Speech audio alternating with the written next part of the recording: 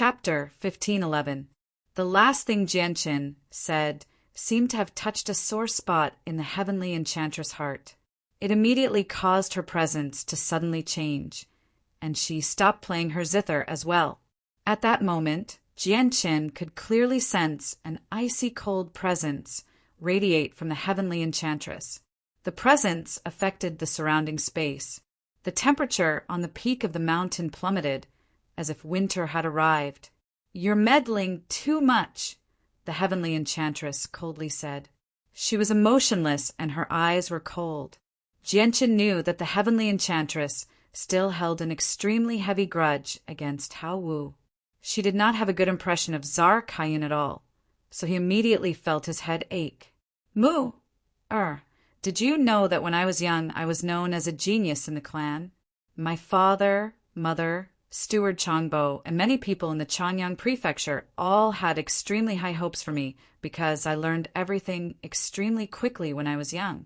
I even had a photographic memory, far surpassing people of the same age. At that time, my father and mother took great care of me, treating me like a treasure. However, several years later, when I participated in the clan's test for Saint Force, I was discovered to have no talent for cultivating Saint Force due to an accident. I would be reduced to a cripple for the rest of my life. I would never be able to produce Saint Force in my body, condense a Saint weapon, and become a fighter.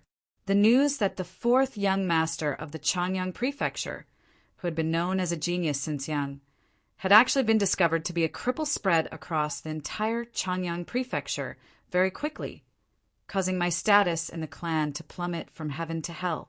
My father, Changyang Ba, rarely visited me after that. As a matter of fact, I barely even saw my father in those few years. Only my mother, sister, aunt, and Chang Bo continued to care for me like before.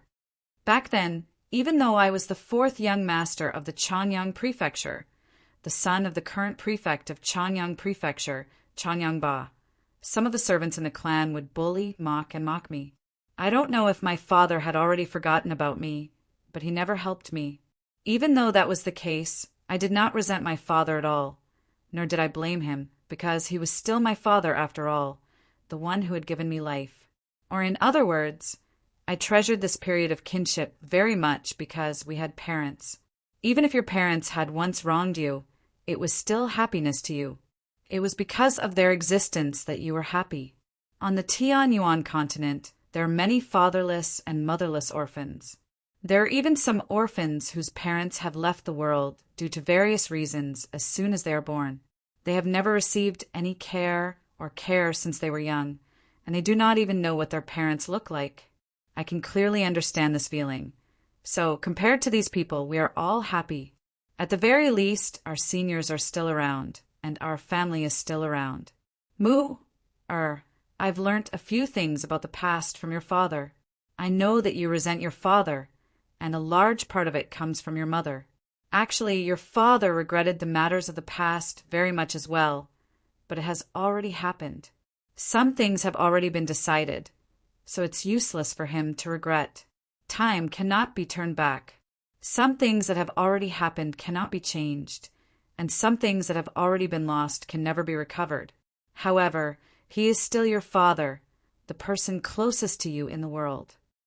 Jianqin exhaled deeply. He looked at the vast sea in the distance, and suddenly became rather stern. He continued, "Moreover, the next invasion of the world of Forsaken Saints is drawing closer and closer.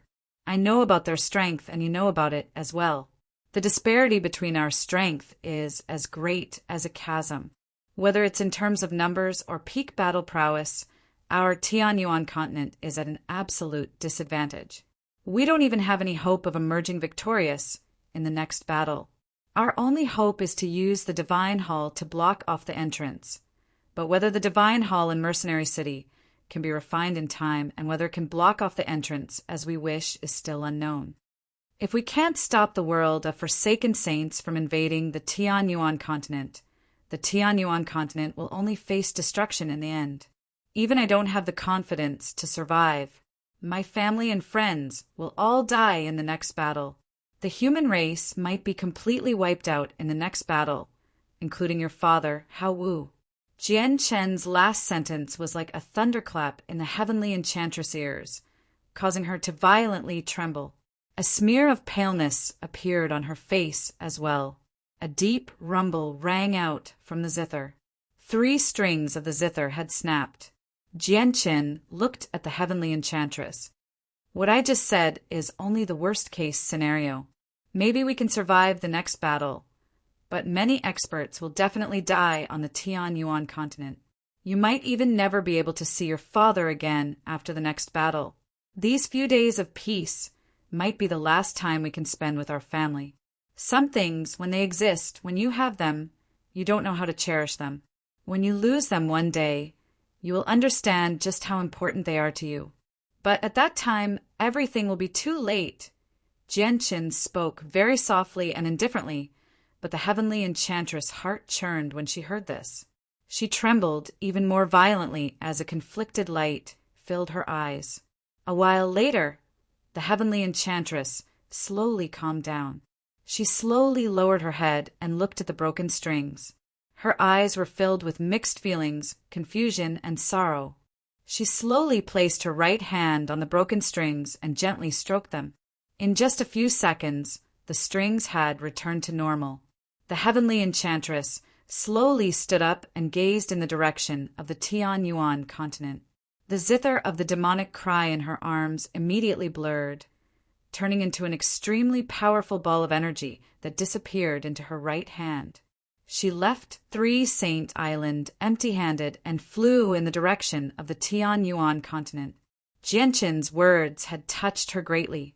At the same time, she understood that she might never be able to see her father again after the next battle, so she wanted to go to the Tianyuan continent to see him. She stowed the zither of the demonic cry away.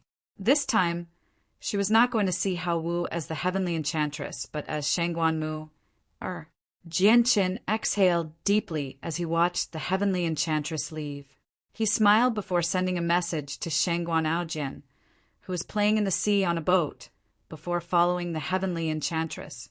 Although Shangguan Mu could rip open space gates, she did not do so this time. Instead, she flew through the air, heading to the Tianyuan continent from 3 Saint Island. Jian Chen followed behind her on the Ziying sword.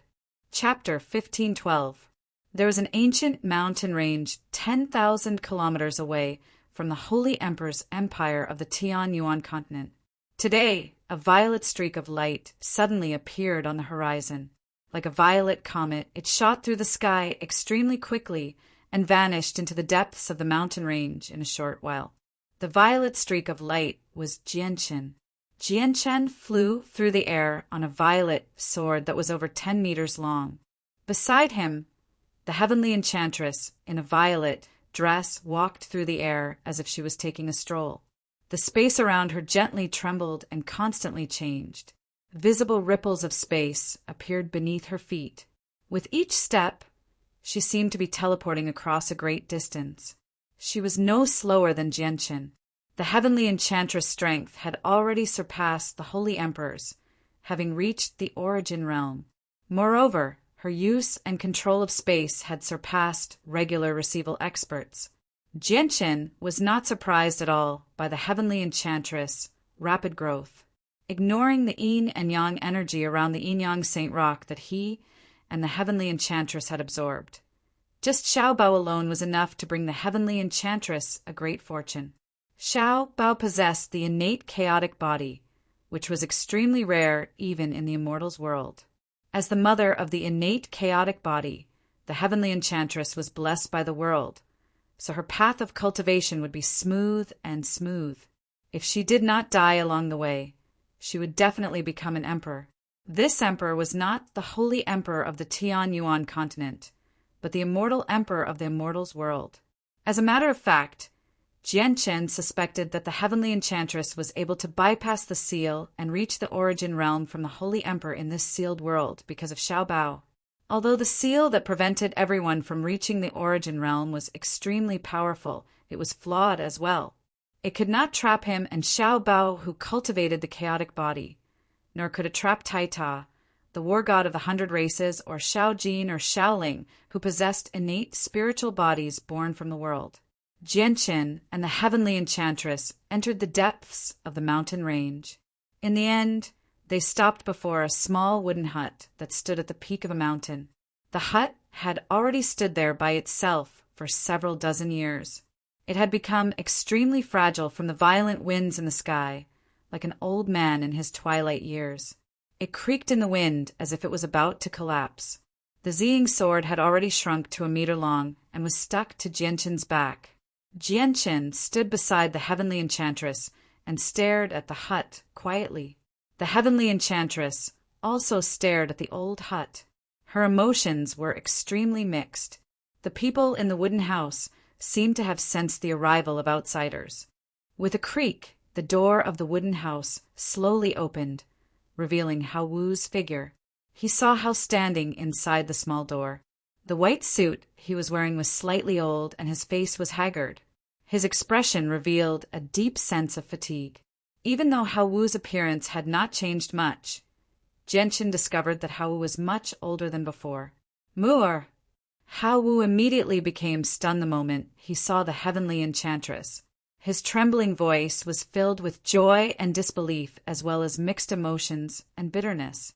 Shangguan Mu immediately felt guilt and sorrow in her heart when she saw Hao Wu's haggard face, as well as the strands of white hair on his head.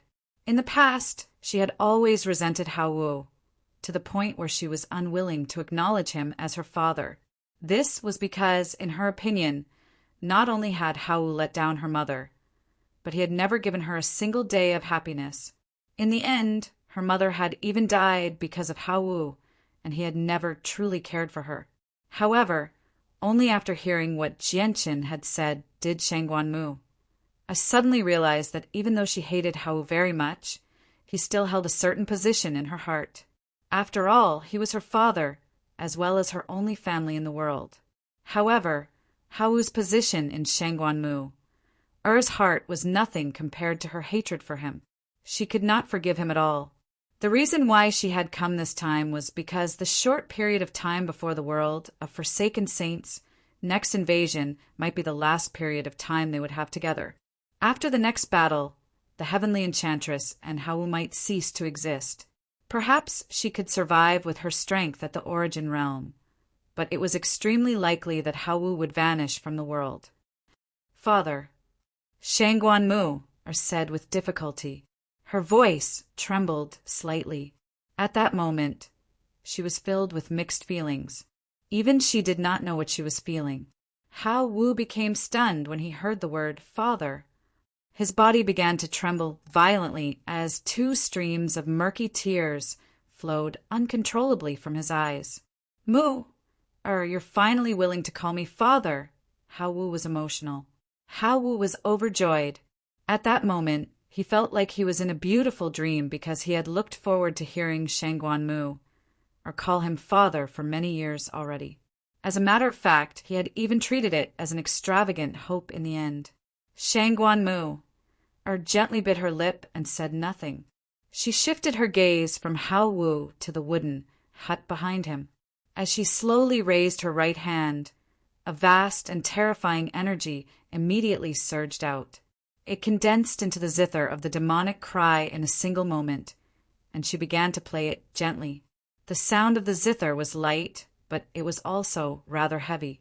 Every single note seemed to possess a boundless charm, able to pierce through all obstructions and enter the soul. Jianqin could tell that it was similar to the soothing melody that had been used to soothe the Chanyang ancestor's soul on Three Saint Island, but it was slightly different. When the melody reached his ears, he actually felt like his soul had been affected, making him extraordinarily calm at that moment. A comfortable feeling appeared from the depths of his soul, as if the melody possessed the miraculous ability to heal the soul. Jianqin was shocked. Wounds to the soul were the most troublesome injuries. Any heavenly resource that could heal wounds to the soul was priceless. They were extremely rare, yet the heavenly enchantress was able to achieve such a miraculous effect with just her zither. He found this unbelievable. At the same time, Jianqin could sense that the music had various other effects aside from healing wounds to the soul. Just listening to it was extremely beneficial to the soul. Very soon, the music dispersed and the song ended. The zither of the demonic cry vanished from Shangguan Mu, or his hands. At the same time, the eyelids of Czar Kaiyun, who had been unconscious for many years, actually twitched gently. Chapter 1513. Czar Kaiyun, who had been unconscious for many years, woke up from Shangguan Mu, or his zither. At the same time, Jianqin left as well, returning to Flame City. He gave Shangguan Mu, Hao Wu, and Czar Kaiyun some space. As for how they would deal with this matter in the end, it was not something he could interfere with. This was all he could do. There were still 2 days until Jianqin's wedding. When Jianqin returned to Flame City, the entire city had changed. Whether it was the various stores or the residences of the members of the Flame Mercenaries, they were all decorated with lanterns and banners. The entire city was filled with a joyous atmosphere. The god's domain was a famous sea area in the Sea Tribe. The reason why it was famous was not only because the god's domain was a very dangerous place in the Sea Tribe. Even a 17-star expert might die if they stepped into it. At the same time, there were many hidden opportunities and treasures that even a 15-star or 16-star expert would be moved by.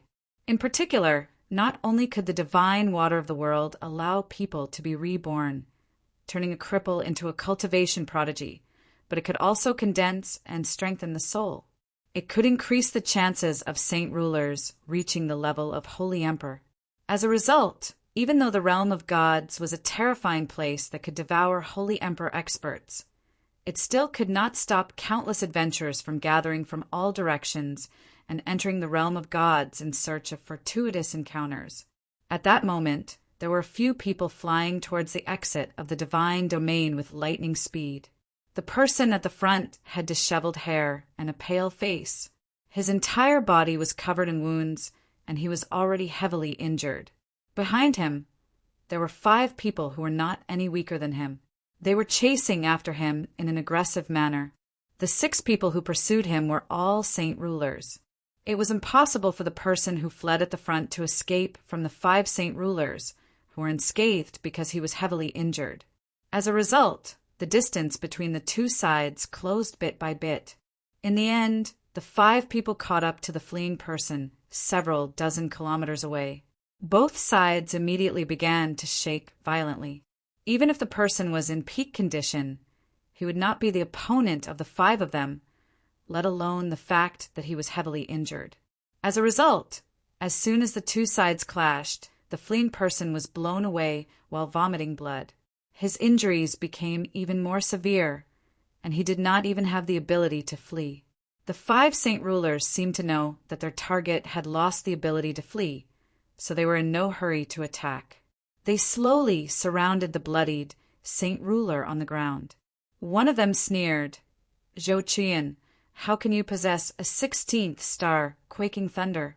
If you knew this would happen, why didn't you hand it over to us? That way, you could have kept your life. It's just a pity that the quaking thunder made the 5 of us chase you all the way here from the depths of the realm of gods. Even if you hand over the quaking thunder to us now, we won't spare you." As he said that, he slowly raised his spear and aimed it at Zhou Qian's head. Zhou Qian stared fixedly at the 5 of them as he lay on the ground. His eyes were filled with reluctance, but in the end he seemed to know that he would not be able to escape death today. He sighed inside and slowly closed his eyes. The moment he closed his eyes, he could not help but think of his daughter, Zhou Lin. "Lin, I won't be able to stay by your side from now on. You have to take good care of yourself from now on." Zhou Qian was most worried about his daughter, who he had left behind in the divine city. At the same time, the saint ruler suddenly pushed off with his right hand. The spear in his hand shot toward Zhou Qian's head with lightning-like speed as a blur. However, just when the spear had traveled half the distance, the surrounding space suddenly froze. At that moment, time seemed to have stopped around the 6 of them. The spear that stabbed toward Zhou Qiyun's head froze as well due to the frozen space.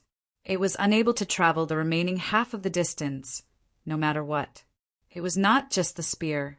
Even Zhou Qiyun and the 5 saint rulers who pursued him had been trapped by the frozen space. They remained in their original positions, unable to move. Fear filled the eyes of the saint ruler with the spear. With his strength as a 6th heavenly layer saint ruler, he had actually been immobilized by the frozen space. This was definitely not the strength of a saint ruler. Even 9th heavenly layer saint rulers could not do something like this. Only the Holy Emperor could do something like this. The 4 other saint rulers were filled with fear.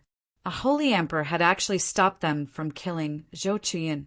Even if he was not acquainted with Zhou Qiyun, he was clearly trying to save him. They could only pray that the Holy Emperor had no relationship with Zhou Qiyun and had only interfered casually. That way, they would still have a chance at survival. Zhou Qiyun also sensed the change in space and immediately opened his eyes. Immediately, a woman in a white dress who seemed to be in her 20s appeared before him. A fist-sized beast lay on her shoulder. The woman was emotionless. Cold killing intent filled her eyes as she looked at the 5 saint rulers who pursued Zhou Qiyun. She coldly said, "I hate killing people for their treasures the most." With that, the woman gently pressed her hand against the heads of the 5 saint rulers. Immediately, the light in their eyes rapidly dimmed. In the blink of an eye, they had lost all their luster, becoming hollow and lifeless.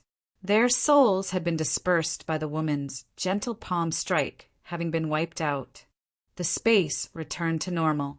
The 5 saint rulers who pursued Zhou Qiyun collapsed on the ground powerlessly. The woman casually passed by them and made her way to the exit of the divine realm. She did not pay any attention to Zhou Qiyun, as if she had not interfered to save Zhou Qiyun. Instead, she just could not stand the act of killing people for their treasures. Zhou Qiyun struggled to his feet and clasped his hands at the woman gratefully. He said, "I am the captain of the Blue Sky Adventurers, Zhou Qiyun. Thank you for saving my life, Senior." The woman ignored Zhou Qiyun and made her way to the exit of the divine realm step by step. In just a few steps, she had vanished from Zhou Qiyun's sight. Zhou Qiyun exhaled deeply after surviving the disaster. He took out a healing pill from his space ring and consumed it before taking the space rings of the 5 saint rulers. After that, he hurriedly left.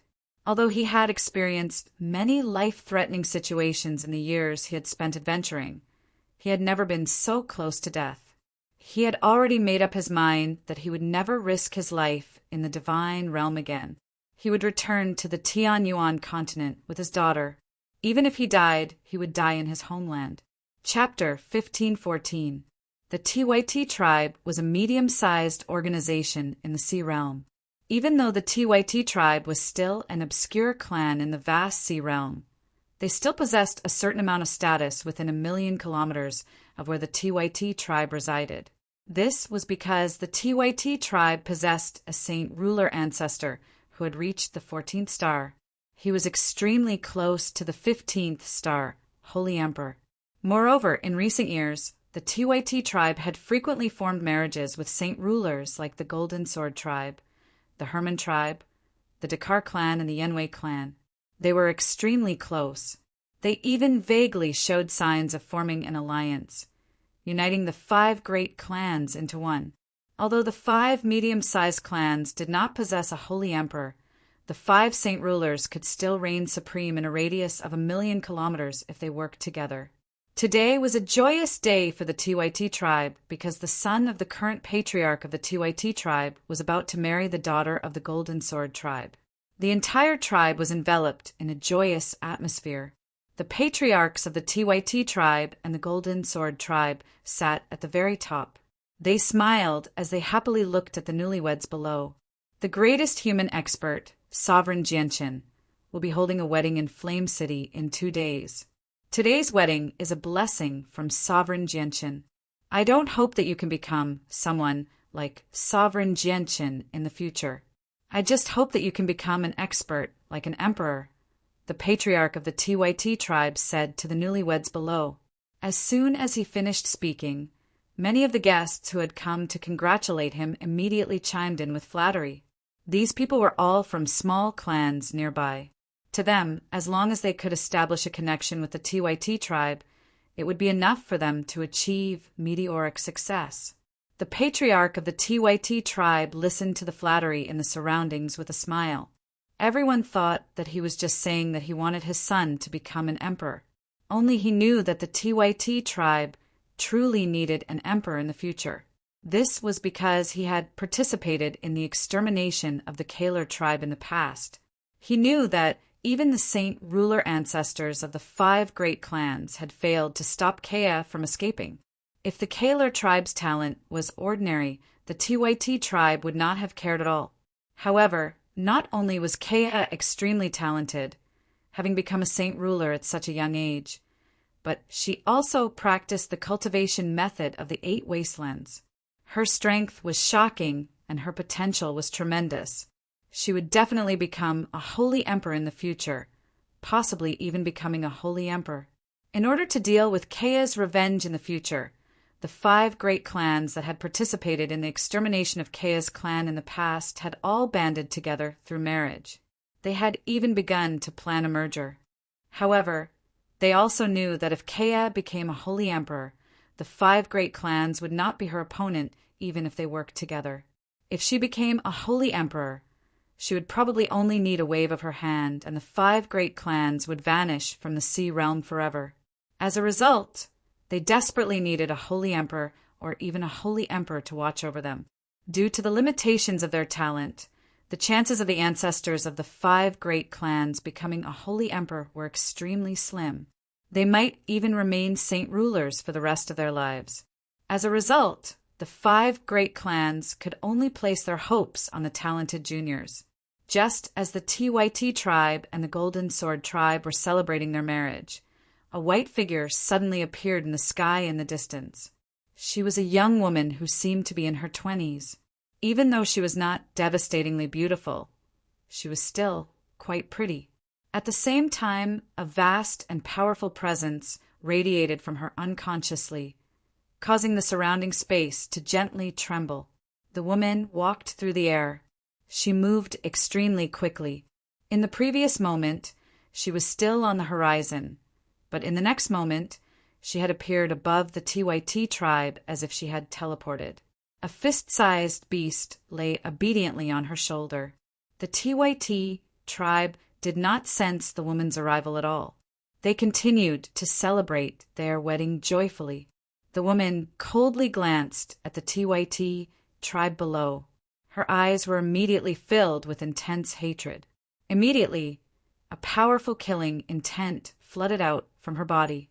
Not only did it cause the temperature in the surroundings to plummet, but the killing intent also turned into a bone-chilling gust of wind.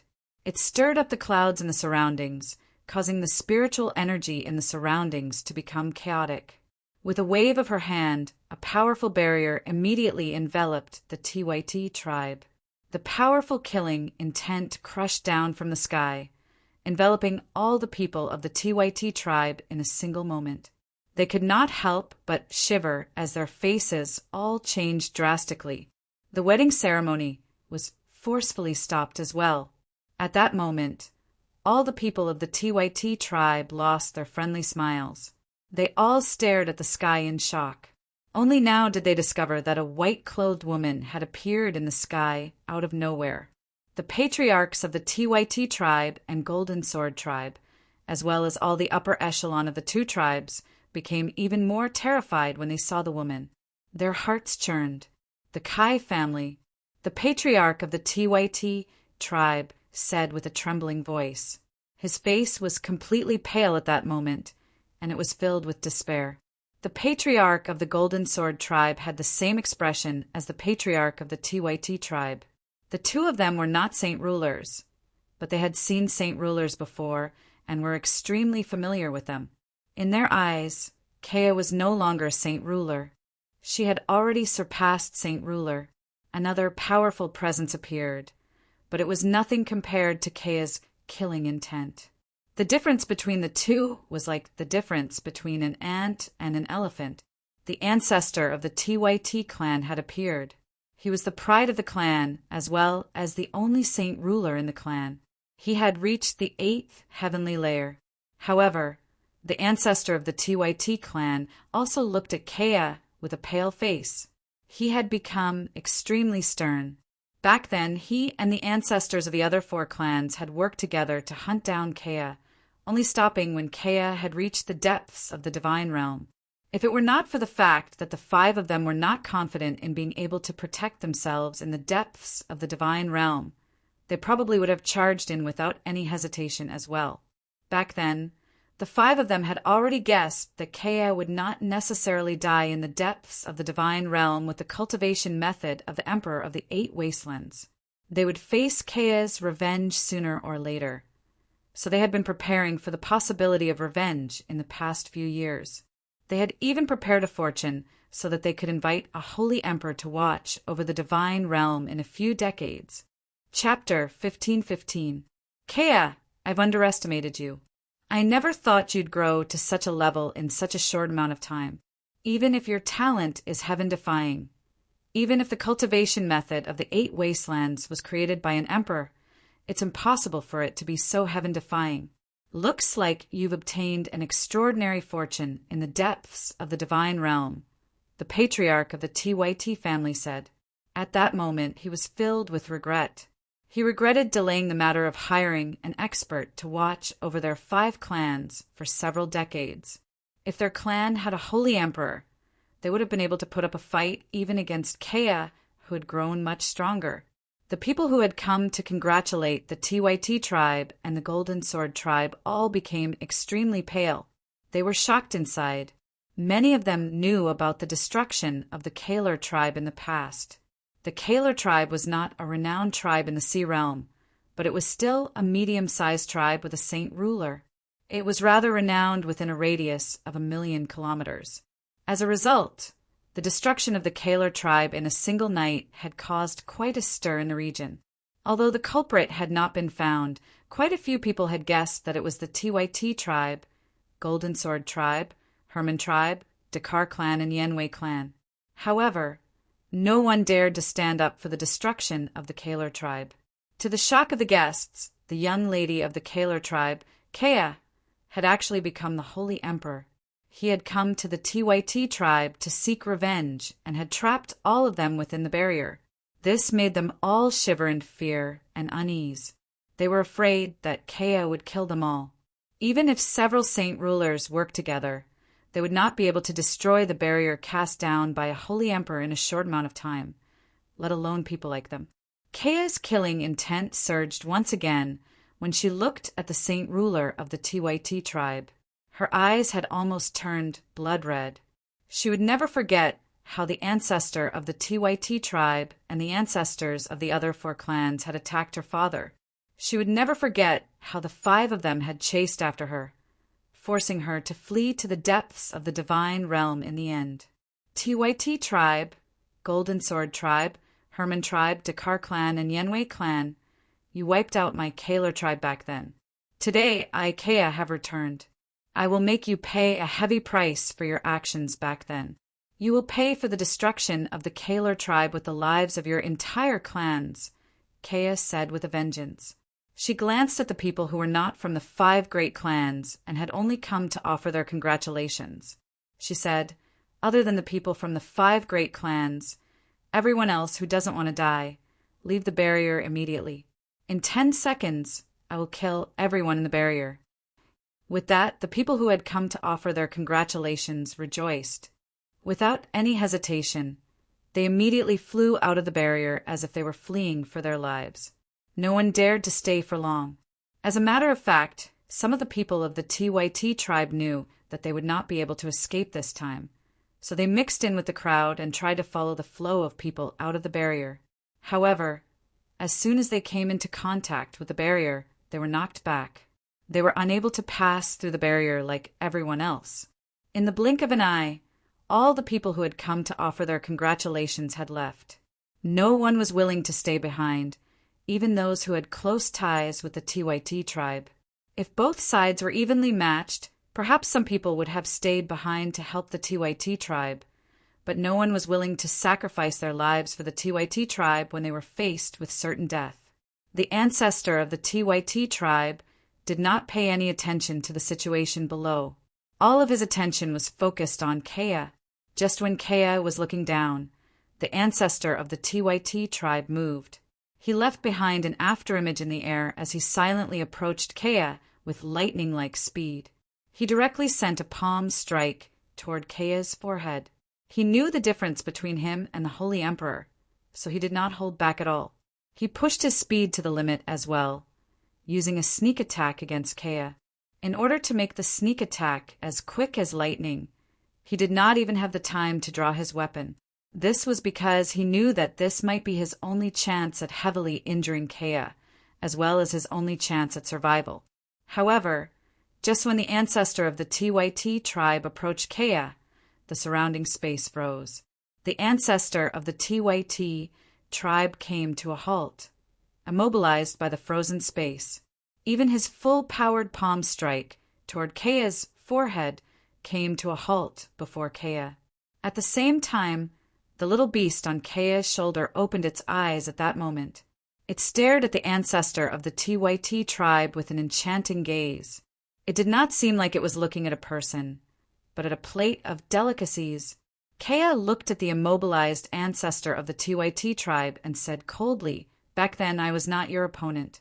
I could only watch as you killed my father, but today you no longer have the power to harm me, even if you launch a sneak attack when I'm unprepared." As he said that, Kea swung his hand as well. He gently pressed his hand against the ancestor's chest. The ancestor of the Deity tribe spat out a mist of blood mixed with bits of his organs. He fell from the sky and smashed into the ground heavily, creating a huge crater. He could no longer get up. Just the palm strike alone had heavily injured him. His organs had all been destroyed and all his bones had shattered. He could not even stand up anymore. The faces of all the clansmen of the Deity tribe became ashen when they saw how their strongest ancestor could not even withstand a single blow from Kea. Despair filled their eyes. Back then, the clansmen of the Kaler tribe were killed one by one right before my eyes. Today, I will reduce the clansmen of the Deity tribe to bones right before your eyes," Kea said through gritted teeth. She then swiped her finger and a crack immediately appeared in the space before her. With a deep hum, winged ants flew out like a flood. There were so many of them that it was impossible to count. In just a few seconds, the flying ants had appeared outside, blotting out the entire region and filling every inch of space within the barrier. These are soaring ants that live in the depths of the divine realm. They're known as the killers of the divine realm. Soaring ants have bodies as tough as steel and specialize in absorbing energy. They're also immune to all energy attacks and spatial abilities. Why have soaring ants from the depths of the divine realm come all the way here? The people outside the barrier had not gone very far. When they saw the soaring ants that filled the barrier, their faces changed drastically as they cried out in disbelief. The little beast on Kea's shoulder stood up as well. Only now did they discover that it was also a soaring ant. It was only the size of a fist, but it radiated with pressure. Chapter 15:16. Immediately, miserable cries rang out from the Deity tribe. All the clansmen of the Deity tribe were covered in soaring ants. As far as the eye could see, all the clansmen of the Deity tribe were surrounded by countless soaring ants. Even the strongest saint ruler of the tribe was not an exception. The soaring ants devoured the flesh and blood of the clansmen with bone-chilling chewing sounds. Coupled with the miserable cries, the joyous Deity tribe had become a living hell in a single moment. All the people who had come to congratulate the Deity tribe outside the barrier stared at the hellish Deity tribe in fear. Many of them had become sheet white from fright. They had already realized that the renowned Deity tribe in a radius of 1,000,000 kilometers was about to be destroyed right before their eyes today. In just a few seconds, the soaring ants returned to the sky. They flapped their wings and circled around Kea. Rows of white skeletons appeared on the ground. The soaring ants had devoured all the flesh and blood of the clansmen of the Deity tribe. Gradually, more and more soaring ants flew back into the sky. With their departure, the number of skeletons on the ground rapidly increased. The Deity tribe was unable to fight back against the soaring ants that were known as the killers of the divine realm. Even the saint ruler ancestor of the Deity tribe could only roar out in pain. He could only watch as several dozen powerful soaring ants latched onto him and devoured his flesh and blood. A while later, the Deity tribe was covered in skeletons, other than the saint ruler ancestor who continued to wail out in pain. There was not a single living person left. All the clansmen of the Deity tribe had been devoured, leaving behind only white skeletons. Even the saint ruler ancestor of the Deity tribe had been reduced to white bones apart from his head. He seemed vicious and terrifying. The soaring ants did not kill the saint ruler ancestor of the Deity tribe. After devouring all his flesh and blood, they all shot into the sky. Kea watched this coldly as she hovered in the air. She showed no pity at all. She slowly extended her hand and controlled the space around the ancestor of the Deity tribe. She made him slowly float up and coldly said, "Look at the current situation of your Deity tribe. These clansmen have all died because of you. If you hadn't wiped out my Kaler tribe back then, your Deity tribe wouldn't have ended up like this. From today onwards, the Deity tribe will cease to exist in the sea realm." The ancestor of the Deity tribe was ashen, but he continued to stare fixedly at Kea. He gritted his teeth and said, "I regret it so much. I regret letting you escape back then. I regret not chasing you into the depths of the divine realm to kill you. If I had known earlier that you could progress so quickly, the 5 of us would have chased you into the depths of the divine realm, even if it meant risking our lives." A cold light flashed through Kea's eyes. They were filled with a baleful aura in a single moment. Extending a finger, a powerful energy shot out from the tip of her finger and pierced the saint ruler ancestor's forehead, wiping him out. The little beast on Kea's shoulder immediately flew off. It moved extremely quickly, only leaving behind a faint blur. When it arrived before Kea again, there was a space ring on its 2 front legs. It passed the space ring to Kea as if it was trying to please her. Kea seemed to already know that the little beast was extremely smart, so she was not surprised by its actions at all. She accepted the space ring from the little beast and stowed it away without even looking at it. Afterward, she swiped her finger again, and the space before her immediately ripped open. The countless soaring ants in the sky above the Deity tribe seemed to have found their way home. They all gathered from all directions, disappearing into the crack like a flood. When the last soaring ant entered the crack, Kea left and went to the next tribe. The barrier around the Deity tribe vanished, but the people who had come to congratulate her all stood there in a daze. They stared at the lifeless Deity tribe in a daze as they felt extremely unsettled. A medium-sized tribe with a saint king overseeing it had been annihilated so effortlessly. It had only taken a dozen breaths of time from beginning to end. This deeply shocked every single one of their passionate hearts. A while later, someone returned to their senses. As if they had thought of something, great joy filled their faces. They lunged toward the skeletons of the Deity tribe in an extraordinary manner and began to plunder the space rings. The other people all returned to their senses as well. They all charged over eagerly for the space rings, and some of them even began to fight over it. The space rings had all been perfectly preserved. Kea only took the most valuable one, leaving the rest behind. Afterward, Kea went to the Golden Sword tribe, the Herman tribe, the Dakar clan, and the Yenwei clan. She had wiped them all out. Not a single person was spared. No one investigated who had wiped out 5 medium-sized tribes in a single day, nor did anyone stand up for them. However, the miserable deaths of all the clansmen of the 5 tribes had attracted everyone's attention. This was because all the clansmen of the 5 tribes had lost their flesh and blood, leaving behind only white bones. Even the saint ruler ancestors were no exception. Just as everyone was discussing why the clansmen of the 5 clans had lost their flesh and blood, Kea had appeared in the divine realm with a group of soaring ants, known as the assassins of the divine realm. The shocking news spread from the direction of the Deity tribe, shaking up the entire sea realm. It had even attracted the attention of the 3 divine halls in the sea realm. At this moment, a white-clothed woman with a small beast on her shoulder sat in an inn in a bustling city in the sea region.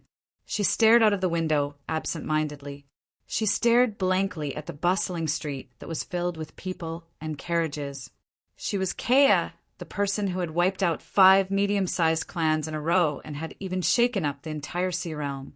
The Deity tribe, the Golden Sword tribe, the Herman tribe, the Dakar clan, and the Yenwei clan had all vanished in the sea realm. She had finally avenged the Kaler tribe. But Kea did not feel happy at all. She only felt pain. Chapter 1517. In the past, I was the daughter of the Kaler tribe. I was my father's only daughter. Not only did I have a father who doted on me a lot, but I also had several thousand clansmen. We lived in a happy family, but now my father is gone. My clansmen have all vanished as well. Their smiling faces only exist in my memories now. Kea sat by the window as she stared outside blankly. 2 streaks of tears ran down her face. The sea realm was vast, and the population numbered in the billions. Yet she could not find any relatives. As a result, she was filled with loneliness. Kea drank all the alcohol in her cup in a single gulp. The alcohol seemed to have turned into a burning flame that wreaked havoc in her chest, causing her face to redden slightly. She raised her head and stared blankly at the deep blue sky. The sky was both familiar and unfamiliar. To the current Kea, the sea realm no longer held any attachment. Perhaps to Kea, the sea realm had already become a place of sorrow. It only made her feel heartache. At this moment, Kea heard some of the conversations in the inn. Her somewhat empty eyes suddenly narrowed. There's still 1 more day until the wedding of the greatest human expert. I heard that Sovereign Gentian's wedding is rather sudden, and he's made some preparations, but the wedding will be unprecedentedly grand, of course. Don't you know who Sovereign Gentian is? Although Sovereign Gentian was born as a human, his generosity and carelessness won him the respect of all the experts in the world. After all, many holy emperors and holy emperors were only able to break through because of the heavenly resources Sovereign Gentian bestowed upon them. I've also heard that Sovereign Gentian helped out a lot when our great goddess of the sea reconstructed her body. I'm guessing that the great Poseidon of our sea race will attend Sovereign Gentian's wedding. I can't speak for the great goddess of the sea race, but I am certain that all the emperors of our sea race will attend Sovereign Gentian's wedding in a day. With so many holy emperors attending Sovereign Gentian's wedding, just the thought of it makes me envious. It's said that Sovereign Gentian is the ruler of the Turtle clan. What's strange is that Sovereign Gentian is clearly born as a human. So how can he be the ruler of the Turtle clan? This rumor is probably false.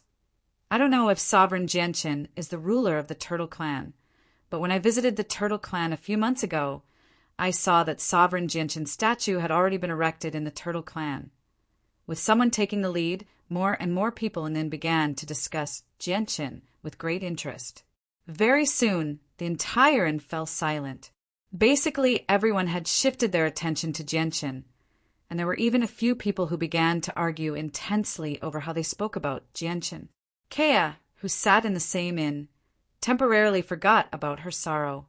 She quietly listened to everyone's discussion about Gentian. She could not help but think about how Gentian had gifted her the cultivation method of the Emperor of the 8 Wastelands.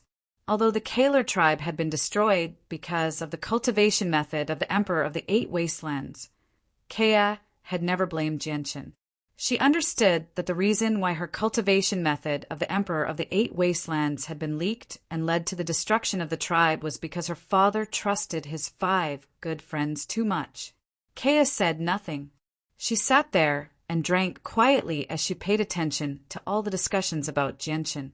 After so many years, she had no idea what had happened to Jianchen or how he had become the sovereign of the human race.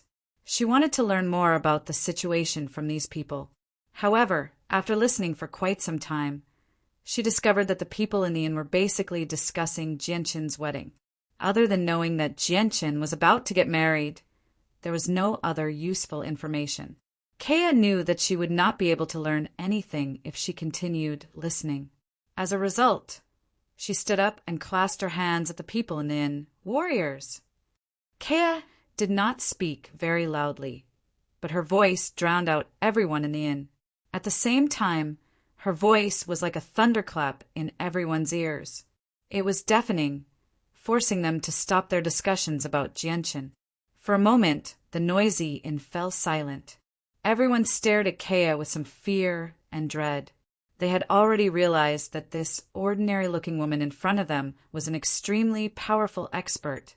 Kea had shocked everyone in the inn with a single voice, so it was obviously not difficult for her to find out what she wanted to find out next. In order to befriend such an expert, everyone in the inn scrambled to answer Kea's questions. Every single one of them spat out saliva as they answered everything they knew. Kea understood everything very soon. She left behind a few quaking thunders to the people before leaving. I never thought that warrior Jianchen would have already surpassed Saint Emperor, and I never thought that the matter of the world of forsaken saints would be so great in the years I spent in the depths of the divine realm. I never thought that so many things would have happened in the outside world. There's still a day until warrior Jianchen's wedding. There's nothing in the sea realm that I want to stay in, so it's best if I go to the Tianyuan continent, thought Jianchen. Afterwards, she shot into the air like an arrow, vanishing in a single instant. At the same time, 4 old men walked side by side through a bustling street in a city several million kilometers away from Kea. The 4 old men wore the same robes. At a closer glance, it was quite possible to see that even their faces and presences were shockingly similar. I never thought that so many things would have happened in the outside world while we were in seclusion.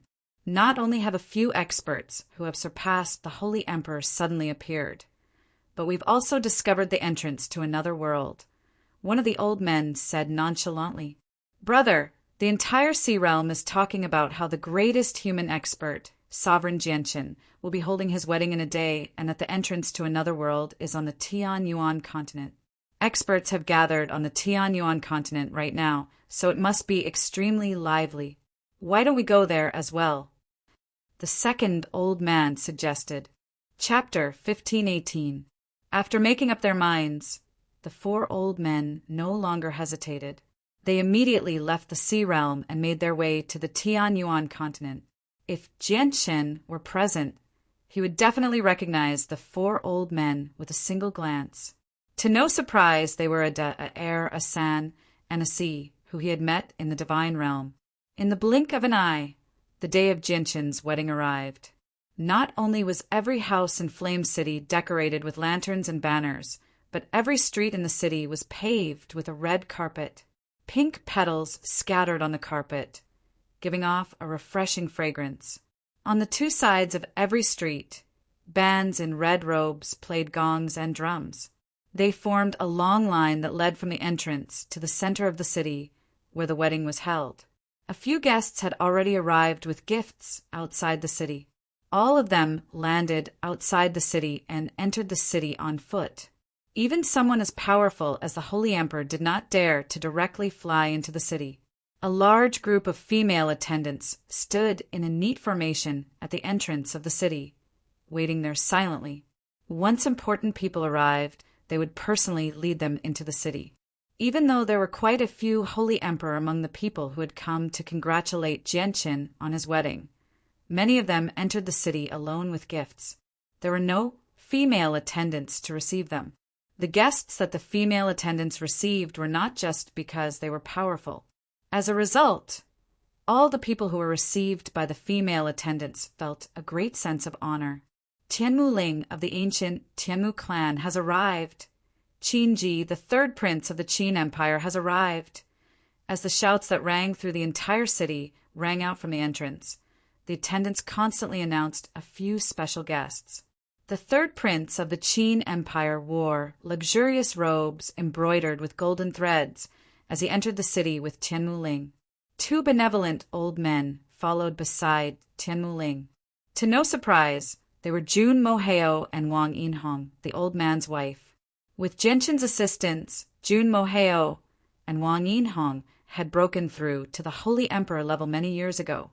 They had both reached the 7th heavenly layer, becoming the ancestors of the Tianmu clan. Tianmu Ling and Qin Ji were both Genshin's friends.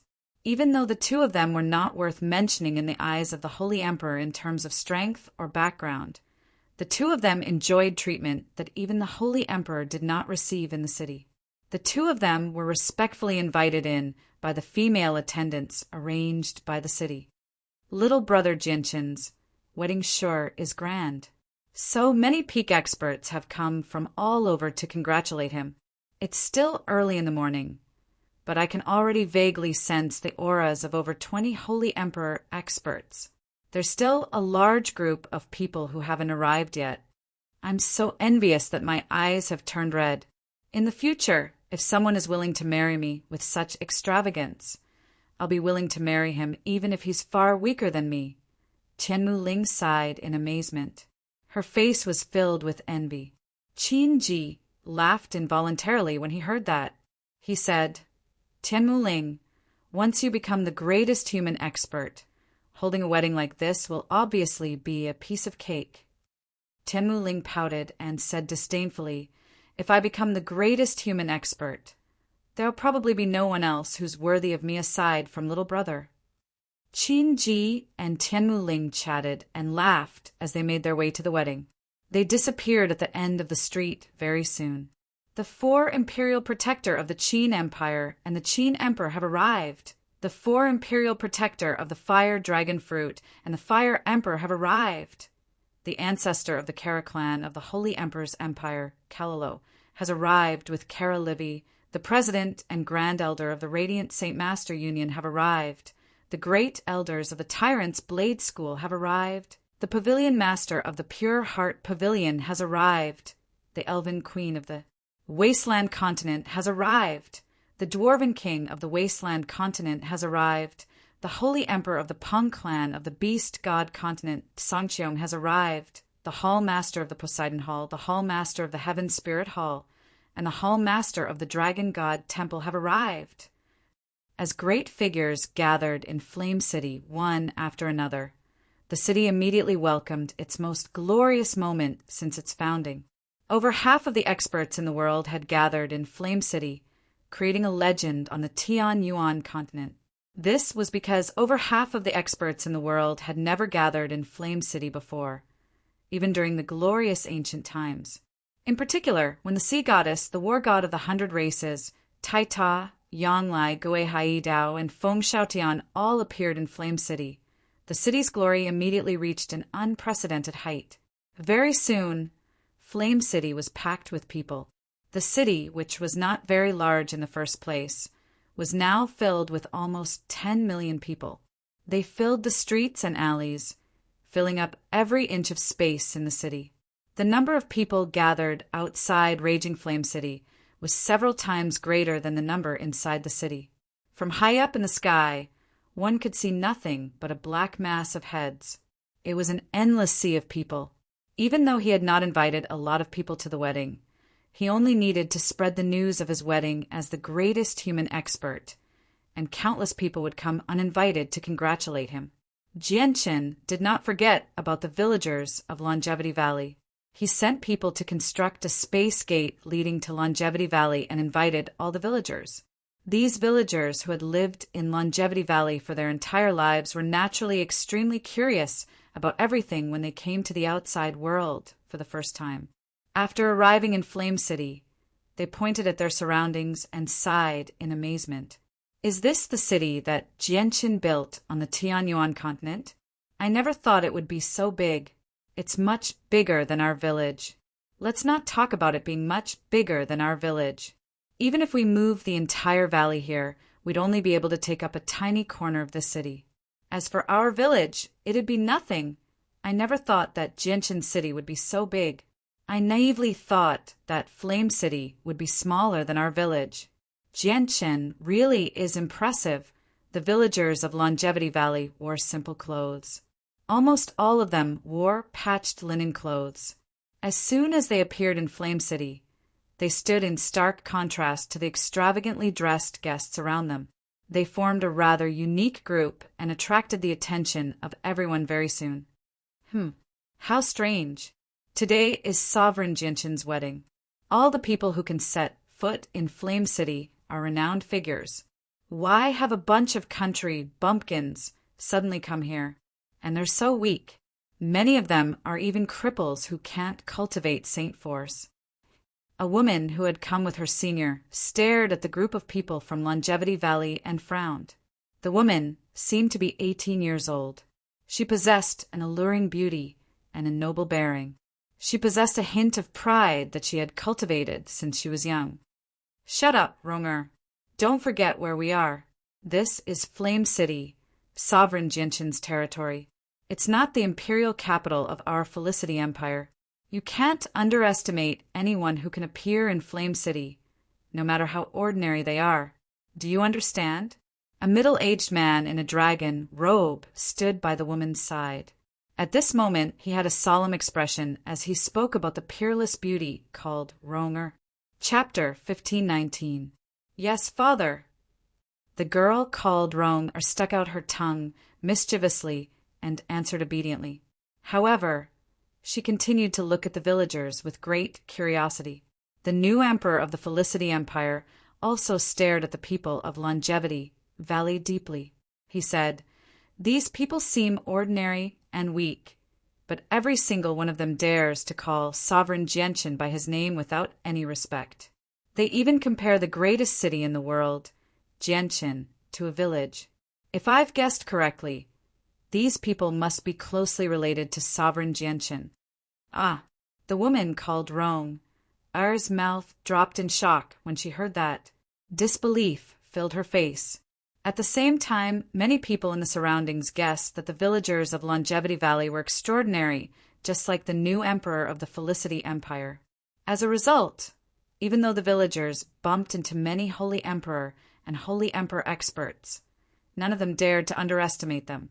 Even when the young men of Longevity Valley widened their eyes and drooled as they stared at the beautiful women in the crowd, the women with impressive backgrounds could only frown slightly. After rubbing their lips gently, they turned and left. The woman, called Rong, attracted the attention of some of the young men of Longevity Valley as well. At this moment, a few young men in their early 20s were staring at Rong's face. They were unable to look away, as if their souls had been sucked away by her. So beautiful. She's like a fairy. She's definitely the woman of my dreams. What a beautiful fairy. She's about the same age as me. If I could take her as my wife, I'd be willing to give up a few decades of my life. Look at her legs. They're so beautiful and white. They're the prettiest legs I've ever seen. I never thought that a woman's legs could be so beautiful. They must feel really good. The young men of Longevity Valley all drooled as they stared fixedly at the woman called Ronger. They either stared blankly at her face or stared at her slender, jade-like legs without hiding it at all. It was even possible to hear them gulping. The woman called Ronger also noticed the wolf-like gazes of these people. She immediately felt goosebumps all over her body. She shrunk her neck in fear and quickly hid behind the middle-aged man in the dragon robe. She revealed a look of lingering fear. Only at this moment did she realize that those burly young men in coarse clothes were actually so terrifying. Their gazes were simply as if they wanted to swallow her whole. "Ronga, let's go." The man in the dragon robe was also unhappy. He pulled the woman called Rong, and left the sight of the villagers. Why did she leave so quickly? I haven't seen enough. A young man in dragon robes. He continued to stare in the direction that Rome I had disappeared in. His eyes were filled with reluctance and deep admiration. She definitely can't have gone far. Why don't we go after her? Another young man suggested. His face was burning with desire. Let's not. Grandfather told us not to run around. Look at how many people there are and how big this place is. What if we get lost? When they heard this, the youths from Longevity Valley could only reluctantly give up on the idea of catching a glimpse of her beauty. Little did they know that their every word and action was seen by many of the guests in the surroundings. The strongest of the guests had already reached the level of Holy Emperor, while the weakest was a saint ruler. Even though the young men spoke very softly, the people in the surroundings still heard them clearly. They all shook their heads and sighed and thought, "Where did these young men come from?" Hee, little brothers, it's very impolite of you to stare at a girl's legs like that." A burst of enchanting laughter rang out. When this seductive voice reached the ears of the burly men from Longevity Valley, they immediately felt their bones soften. Their hearts began to pound uncontrollably. Tianmu Ling walked out of the crowd with small steps and a smile on her face. Every movement of hers was filled with a charm that mesmerized everyone. This charm had no effect on experts in the surroundings, but it was fatal to the youths of Longevity Valley who had no self-control. So beautiful. In an instant, the eyes of the youths from Longevity Valley widened. They all drooled as they stared at the gorgeously dressed Tianmu Ling in a daze. Tianmu Ling did not care about their gazes at all. She smiled charmingly and asked, "Little brothers, am I beautiful?" "Yes," the young men from Longevity Valley replied at the same time. They were stunned and their breathing was ragged. Their eyes had almost popped out of their sockets. Tianmu Ling gently sighed. She seemed rather lonely, making her seem pitiful. She said, "So what if I'm beautiful? There's still no one who wants to marry me. No one wants me." "Who says no one wants you, beautiful lady? Why don't you marry me, Big Stone?" "I, Big Stone, want you, lady, become my wife. I swear that I will treat you well for the rest of my life. I will never let you down. I will eat meat every day, lady. My father is the most powerful person in the village, and he's an Earth Saint Master. It won't be difficult for him to become a Heaven Saint Master in the future. You know Heaven Saint Masters, right? They can fly freely in the sky like birds. If you're willing to marry me, once my father becomes a Heaven Saint Master, I will definitely beg him to carry you and fly freely in the sky like birds." The young men from Longevity Valley thought that Tianmu Ling had taken a liking to them when they heard what she said. However, she was too embarrassed to say it as a girl, which was why she purposefully said it to hint them. They all began to excitedly pursue Tianmu Ling in what they believed to be the most intense way possible.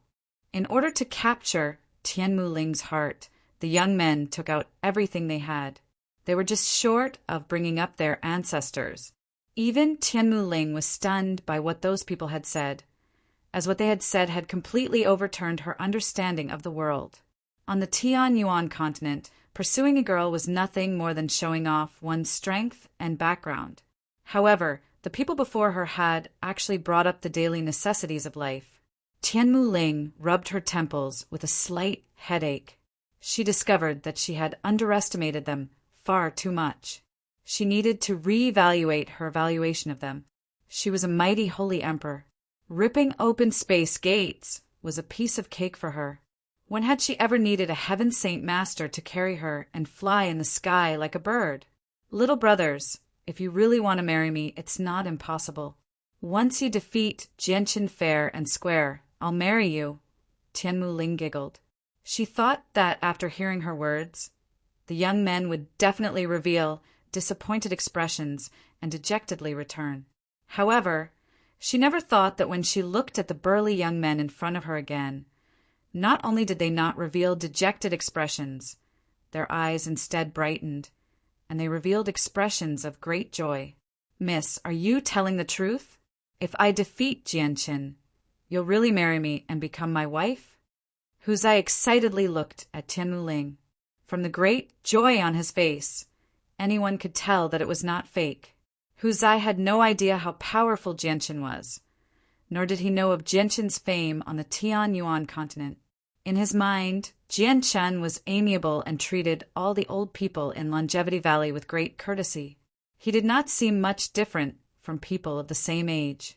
Not only was Huzai the strongest person of his age in the village, but he was also twice as big as Jianshan. As a result, Huzai did not think that defeating Jianshan would be difficult. Tianmu Ling was stunned once again. This time, she was not the only one stunned. Even the countless guests in the surroundings were stunned. Even the Holy Emperor was stunned. Chapter 1520. However, no matter how they stared at the youths from Longevity Valley for a long time, they could not see any signs of them hiding their strength. In their eyes, 2 of the youths had not even condensed a saint weapon. They could not even be called cultivators, let alone defeat the strongest human, Jianshan. Tianmu Ling came back to her senses and looked at the youths before her with an extremely strange gaze. She giggled. Little brothers, then big sister will wait for your good news. I hope you can defeat Jianshan soon and marry big sister. Don't worry, miss. After Jianshan's wedding, I'll immediately go challenge him. I'll definitely make you my wife, Huzai said with determination. His eyes flickered with the light of not giving up until he achieved his goal. The youths beside Huzai were all disappointed and filled with regret.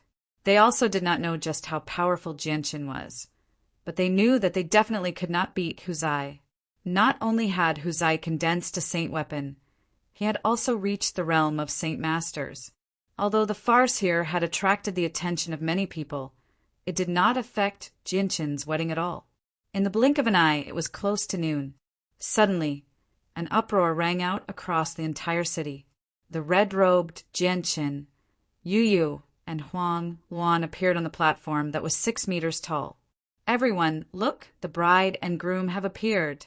The groom is Sovereign Jianshan. I've finally seen Sovereign Jianshan in person. I never thought Sovereign Jianshan would be even younger than in the portrait. Not only is Sovereign Jianshan powerful, he's handsome as well. If I could marry Sovereign Jianshan and become his concubine, I'd be willing even if I could only live for 10 years. Someone like you wants to be Sovereign Jianshan's concubine? Why don't you take a look at the background of Sovereign Jianshan's bride?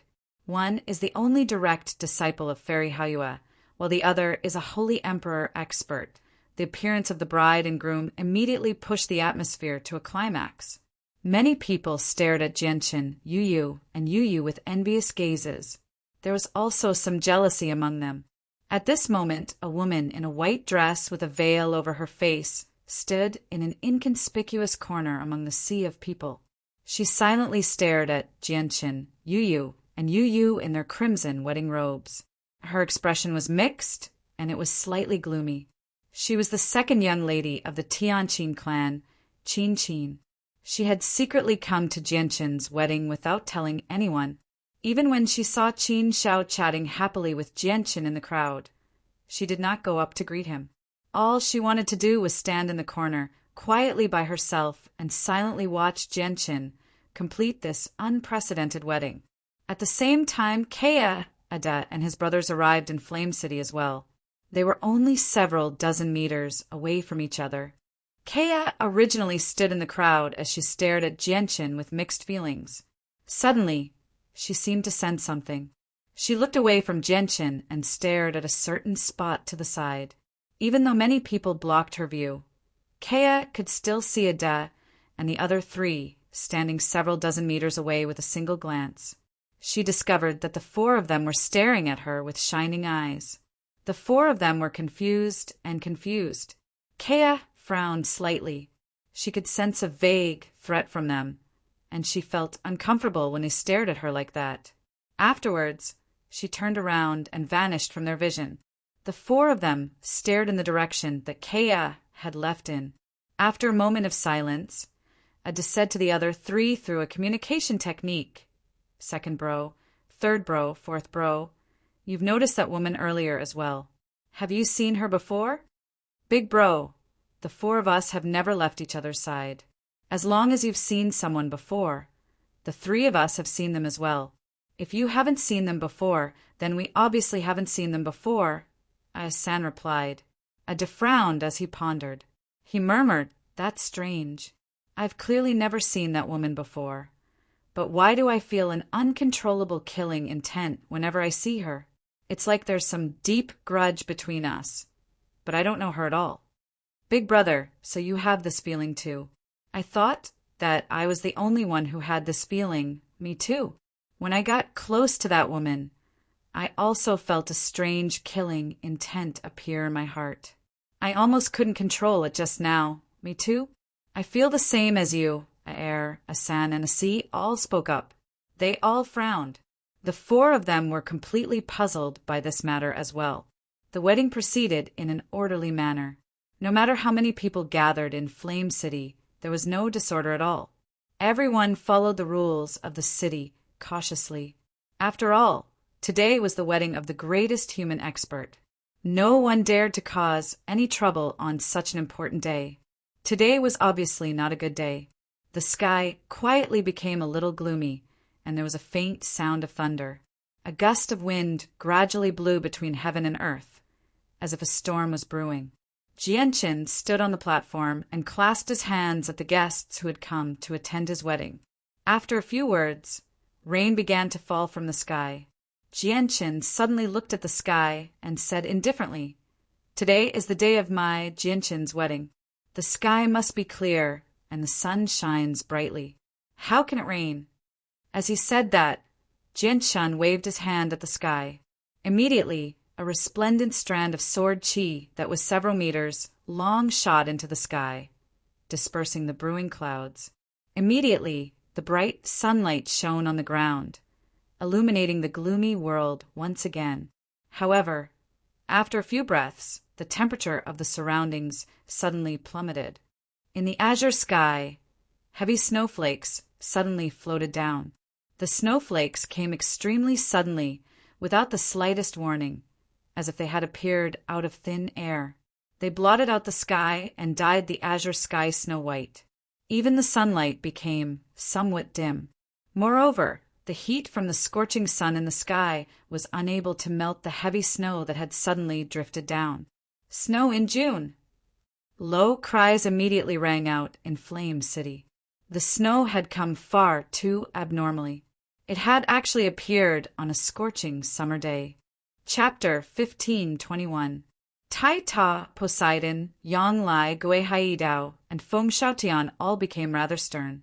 They stared at the snowy sky. The great elders of the 10 great protector clans all revealed strange expressions. They had experienced such a scene several dozen years ago. At this moment, they could not help but connect the dots of the scene from several dozen years ago. Has the Arctic ice goddess Hull descended? At this moment, many of the great elders of the 10 great protector clans could not help but have such a thought. Brother, you actually didn't tell me that you were getting married. Do you still see me as your sister? A voice that Jianqin was familiar with rang out. A woman silently appeared in the snowy sky. She possessed an alluring beauty. Her clothes were whiter than snow as she hovered in the air, as if she had fused with the snow. Sister! Jianqin cried out in surprise and joy. He was very excited. He was overjoyed that Changyang Mingyue had come to his wedding. Tai Ta, Poseidon, Yang Lai, Gui Haidao, and Feng Shaotian all stared at Changyang Mingyue at the same time. Their eyes narrowed at the same time as shock filled their faces. This was because they could tell that Changyang Mingyue had actually surpassed the Holy Emperor. She was a sovereign of the Origin Realm. Moreover, she had reached late receival. Changyang Mingyue gently snorted. She stared at Jianqin with great dissatisfaction and said, To think that you still recognize me as your sister. I had thought that you had forgotten about me long ago. You didn't even invite me to such an important day. Yet I still came uninvited. Fortunately, I'm not late. I'm just in time for your wedding ceremony. Mingyue, Yu Fengyan trembled in the crowd. She finally could not help but call out loudly, ignoring the occasion. Changyang Mingyue stiffened. She looked at the haggard Yu Fengyan and immediately felt a lump in her throat. Her eyes reddened slightly as tears began to flow uncontrollably. She no longer cared about catching up with Jianqin. She charged toward Yu Fengyan as a blur and hugged her emotionally. Changyang Ba and Bai Yuntian sat on the high platform as they smiled at Changyang Mingyue and Yu Fengyan, who had finally reunited. However, Jian Chen's wedding was taking place right now, so it was not the time for them to catch up. Even though the two of them missed Changyang Mingyue very much as well, they could not help but suppress it. Although Changyang Mingyue was already an Origin Realm expert, she rejected Yang Lai's offer of a seat at the head of the table, which was reserved for Origin Realm experts. She remained below with Yu Fengyan. Now that Changyang Mingyue had emerged from seclusion, her profound ice body had already reached a certain level. She could control the coldness within her as she pleased, so the two of them no longer dared to get too close to each other like last time outside the ice goddess hall. Yang Lai, your descendants really are impressive this time. They actually have 2 Origin Realm experts, and they've cultivated for less than a century, Guihai Yidao said to Yang Lai rather enviously. Yang Lai laughed aloud. He was overjoyed inside as well. He felt proud that he had 2 such outstanding great-grandchildren. Changyang, whose potential is extremely great as well. If he enters the Saints' World and joins our Pure Heart Pavilion, he'll definitely be treated like a treasure by the elders. He'll be raised as a supreme prodigy and might even join the pavilion of heaven and earth. Feng Xiaotian exclaimed. In his heart, he couldn't help but admire Yang Lai. He actually managed to produce 3 peerless juniors at once. Ha ha ha ha, Changyang Ba's not bad at all. Once Jianqin's great-grandson's wedding is over, I'll definitely reward him properly, Yang Lai laughed out loud. Yang Lai laughed heartily. At this moment, the wrinkles on his old face seemed to have lessened a lot, and his entire person seemed to have become younger. First, bow to the heavens and earth.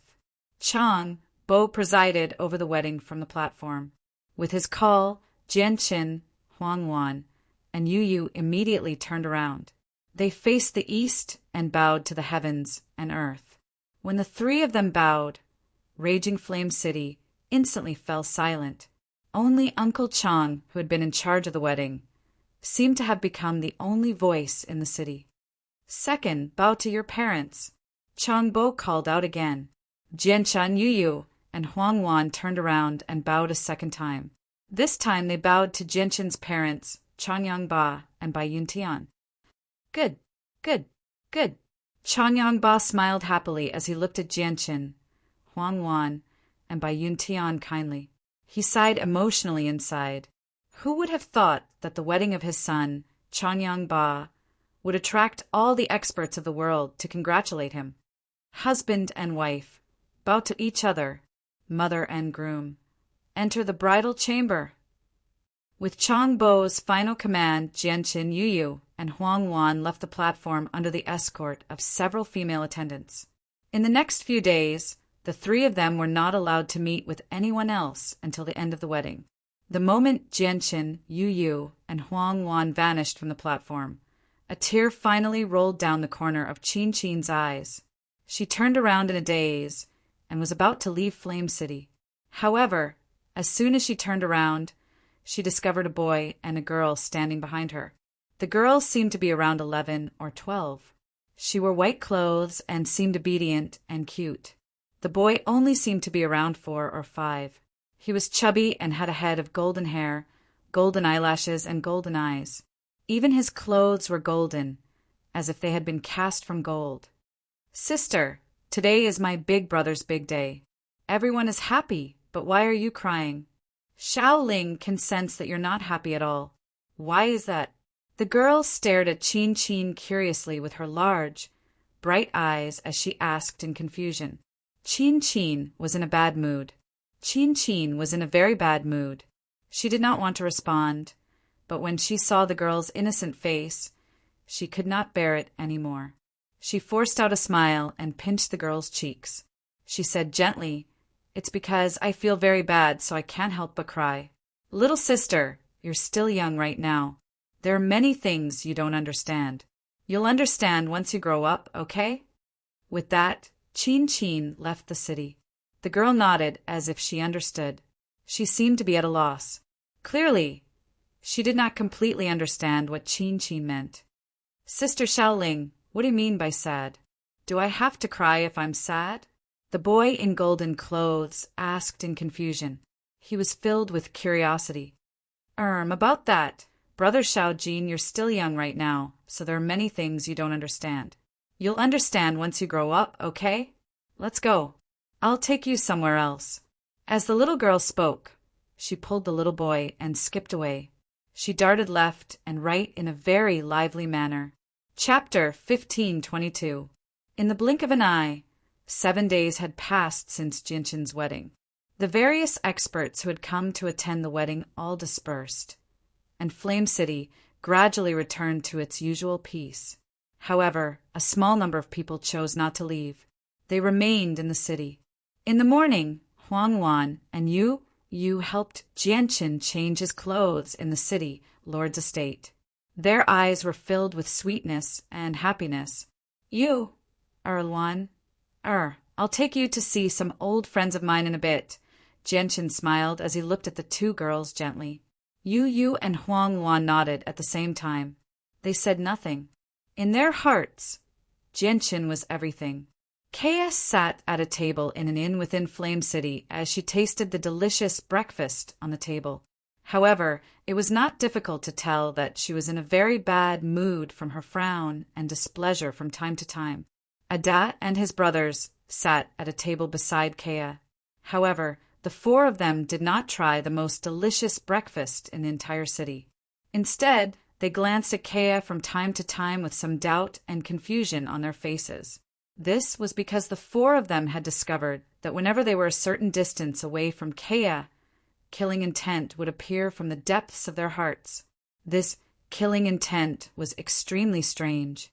It was difficult for them to control at times, as if it wanted to rush out of their bodies and appear in the outside world. The four of them could not figure out the reason. Kaya's frown deepened. She could sense the vague threat from the four brothers become even more intense. If it were not for the fact that all fighting was forbidden in Flame City, and if it were not for the fact that she knew she was not the opponent of the four brothers, she probably would have attacked the four of them. Kaya glanced at the little beast on her shoulder and immediately calmed down. She understood that even if she was not their opponent, there was no holy emperor in the world that could harm her as long as the little beast was present. Even holy emperors at great perfection would not be able to do so. The four brothers had clearly not become holy emperors yet. To be able to meet a few old friends here, I'm really overjoyed. At this moment, a hearty laugh rang out from the entrance of the inn. Jianshin walked in white robes. To no surprise, Yu and Huang Wan followed behind him. Aside from the four brothers and Kaya, there were many other people in the inn as well. As soon as Jianshin stepped in, everyone except the four brothers and Kaya stood up at the same time. They all bowed towards Jianshin politely. The four brothers and Kaya looked at Jianshin as well. Unlike the other people in the inn, the five of them did not bow towards Jianshin. When they saw Jianshin's familiar face, they could not help but think about when they first met Jianshin in the Sea Realm. They immediately experienced mixed feelings. In particular, the four brothers had met Jianshin in the Divine Realm for the first time. Back then, the four of them had almost come into conflict with Jianshin. At that time, the four of them could clearly sense that even if Jianshin was more powerful than them, there was a limit to it. However, Jianshin's status had changed so drastically that the four brothers felt like they were dreaming. This was because Jianshin, who was around the same strength as them back then, had already become a sovereign of the human race. He had even surpassed the Holy Emperor and become an Origin Realm expert. Jianshin smiled and clasped his fist towards the people in the inn in a friendly manner. Afterward, he directly made his way to Kaya's table and sat down. However, he stared at the small beast on Kaya's shoulder as a strange light appeared in his eyes. When I went to the Kaler tribe in the past, I discovered that everything had changed. I was originally worried that something bad had happened to you, but looking at it now, not only are you fine, you've even obtained a great fortuitous encounter. Jianchen stared at Kaya deeply before glancing at the small beast on her shoulder from time to time. He sighed inside. He recognized the small beast. It was the 7-colored, heaven-devouring beast he had encountered in the depths of the divine realm. It was a true divine beast with tremendous potential. Originally, he planned on subduing it when he was strong enough, but it seemed like Kaya had already taken it away. As Jianchen stared at the 7-colored, heaven-devouring beast, it opened its eyes as well. When it discovered Jianchen, it immediately stood up from Kaya's shoulder. It shone with red, orange, and yellow light as it glared at Jianchen with its sharp eyes. "Xiao Lu, don't be rude." Kaya gently pressed a finger against the 7-colored, heaven-devouring beast and gently called out. It immediately quieted down before faintly smiling at Jianchen. "Warrior Jianchen, Xiao Lu doesn't know any better. Please don't take offense." Jianchen chuckled as he stared at the 7-colored, heaven-devouring beast. He sighed. "It's been so long, yet this little thing still remembers me. How rare." Jianchen explained when he saw Kaya's confusion. "When I ventured into the depths of the divine realm, I met this little thing from afar. It's a divine beast called the 7-colored, heaven-devouring beast. It's still in its infancy. I originally wanted to subdue it, but I lacked the strength, so I could only give up helplessly. I'm very curious about how you managed to subdue it, Kaya." A sliver of surprise appeared in Kaya's eyes when he heard that. He glanced at the little beast on his shoulder and said, "Back then, I was hunted down by my enemies and had nowhere to run, so I could only take the risk and venture into the depths of the divine realm. I met Xiao Lu in the depths of the divine realm. After it saw me, it took the initiative to follow me. Xiao Lu is very obedient and well-behaved." "What? The 7-colored, heaven-devouring beast followed you of its own accord?" Jianchen was stunned. He was extremely surprised. He knew that the 7-colored, heaven-devouring beast was not a divine beast as the people of this world understood it to be. If the divine beasts of this world were placed in the immortals' world, they would only be regular immortal beasts. However, the 7-colored, heaven-devouring beast was a true divine beast. Its strength was beyond what the people of this world could imagine. However, a true divine beast like that was actually willing to follow by Kaya's side, and it seemed to obey Kaya's every command. Jianchen was very confused. "Yeah, Warrior Jianchen, is there something wrong? And it's all because of Xiao Lu that my strength has increased so quickly. Xiao Lu gave me some nectar to drink, which is why my strength has soared over the years," Kaya said. "I see." Jianchen understood. No wonder Kaya's strength had increased so drastically in less than 20 years, going from Saint Ruler to the 8th heavenly layer of the Holy Emperor. His rate of improvement was shocking. After all, Kaya did not possess a heavenly resource like the saint's fruit, which was extremely precious even in the immortals' world. However, what surprised Jianchen was that the 7-colored, heaven-devouring beast was actually willing to follow by Kaya's side.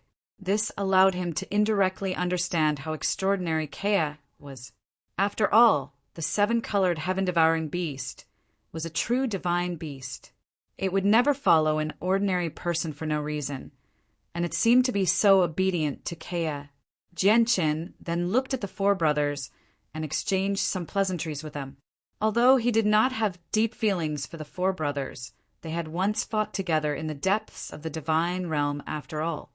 At the same time, the 4 of them practiced cultivation methods that were related to the nirvanic, immortal exalt of the immortals' world, so they were basically on the same side. In the past few years, the 4 brothers' strength had increased at an extremely rapid rate as well. They had all become experts at the 9th heavenly layer of the Holy Emperor now. Afterwards, Jianchen invited Kaya and the four brothers to the city, Lord's estate, as guests. They chatted casually before changing the topic to the world of Forsaken Saints. The four brothers and Kea only knew a little about the world of Forsaken Saints. They did not know much about it. Jianchen obviously did not hide anything. He told Kea and the four brothers everything he knew. The four brothers and Kea became extremely stern when they learned about the true strength of the world of Forsaken Saints. I never thought that the world of Forsaken Saints would be so terrifying. Just the number of holy emperors is so great. This is basically a battlefield for the holy emperors. If the holy emperor takes part, he'll definitely be doomed.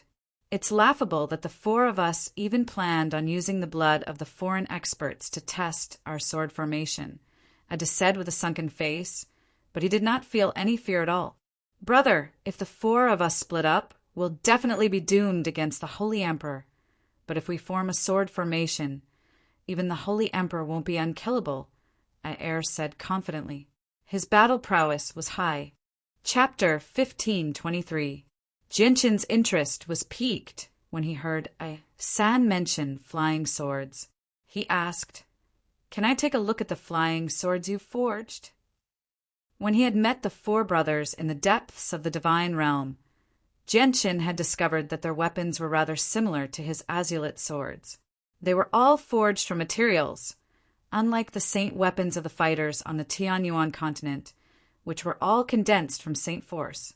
It was not that there were no metal-like weapons refined from various materials on the Tianyuan continent, but they were all tools for farming or temporarily used by people who had yet to condense a saint weapon. No cultivator who had condensed a saint weapon would ever use such a weapon. Ada and his three brothers were the only experts Jianchen had seen who used weapons like this out of all the experts he had seen so far. Ada and the other three didn't hesitate. They all took out their iron swords and extended their right palms. Immediately, a small sword the size of a finger appeared out of thin air, floating an inch above the palm. However, in the next moment, these four small swords that looked like toothpicks rapidly grew in size, becoming 4 feet long swords in an instant. Jianchen's eyes shone with interest as he stared at the swords in the four brothers' hands. He could feel the powerful sword qi radiating from the swords. Although the four swords looked exactly the same as the ones he had seen in the divine realm before, their strength was on a completely different level. Clearly, the four swords had become much more powerful after being refined by the four brothers. Jianchen could vaguely see the shadows of the four swords of the Nirvanic Immortal Exalt on the four brothers' swords. The four swords were similar to the sword of mortality, the sword of reincarnation, the sword of slaughter, and the sword of slaying.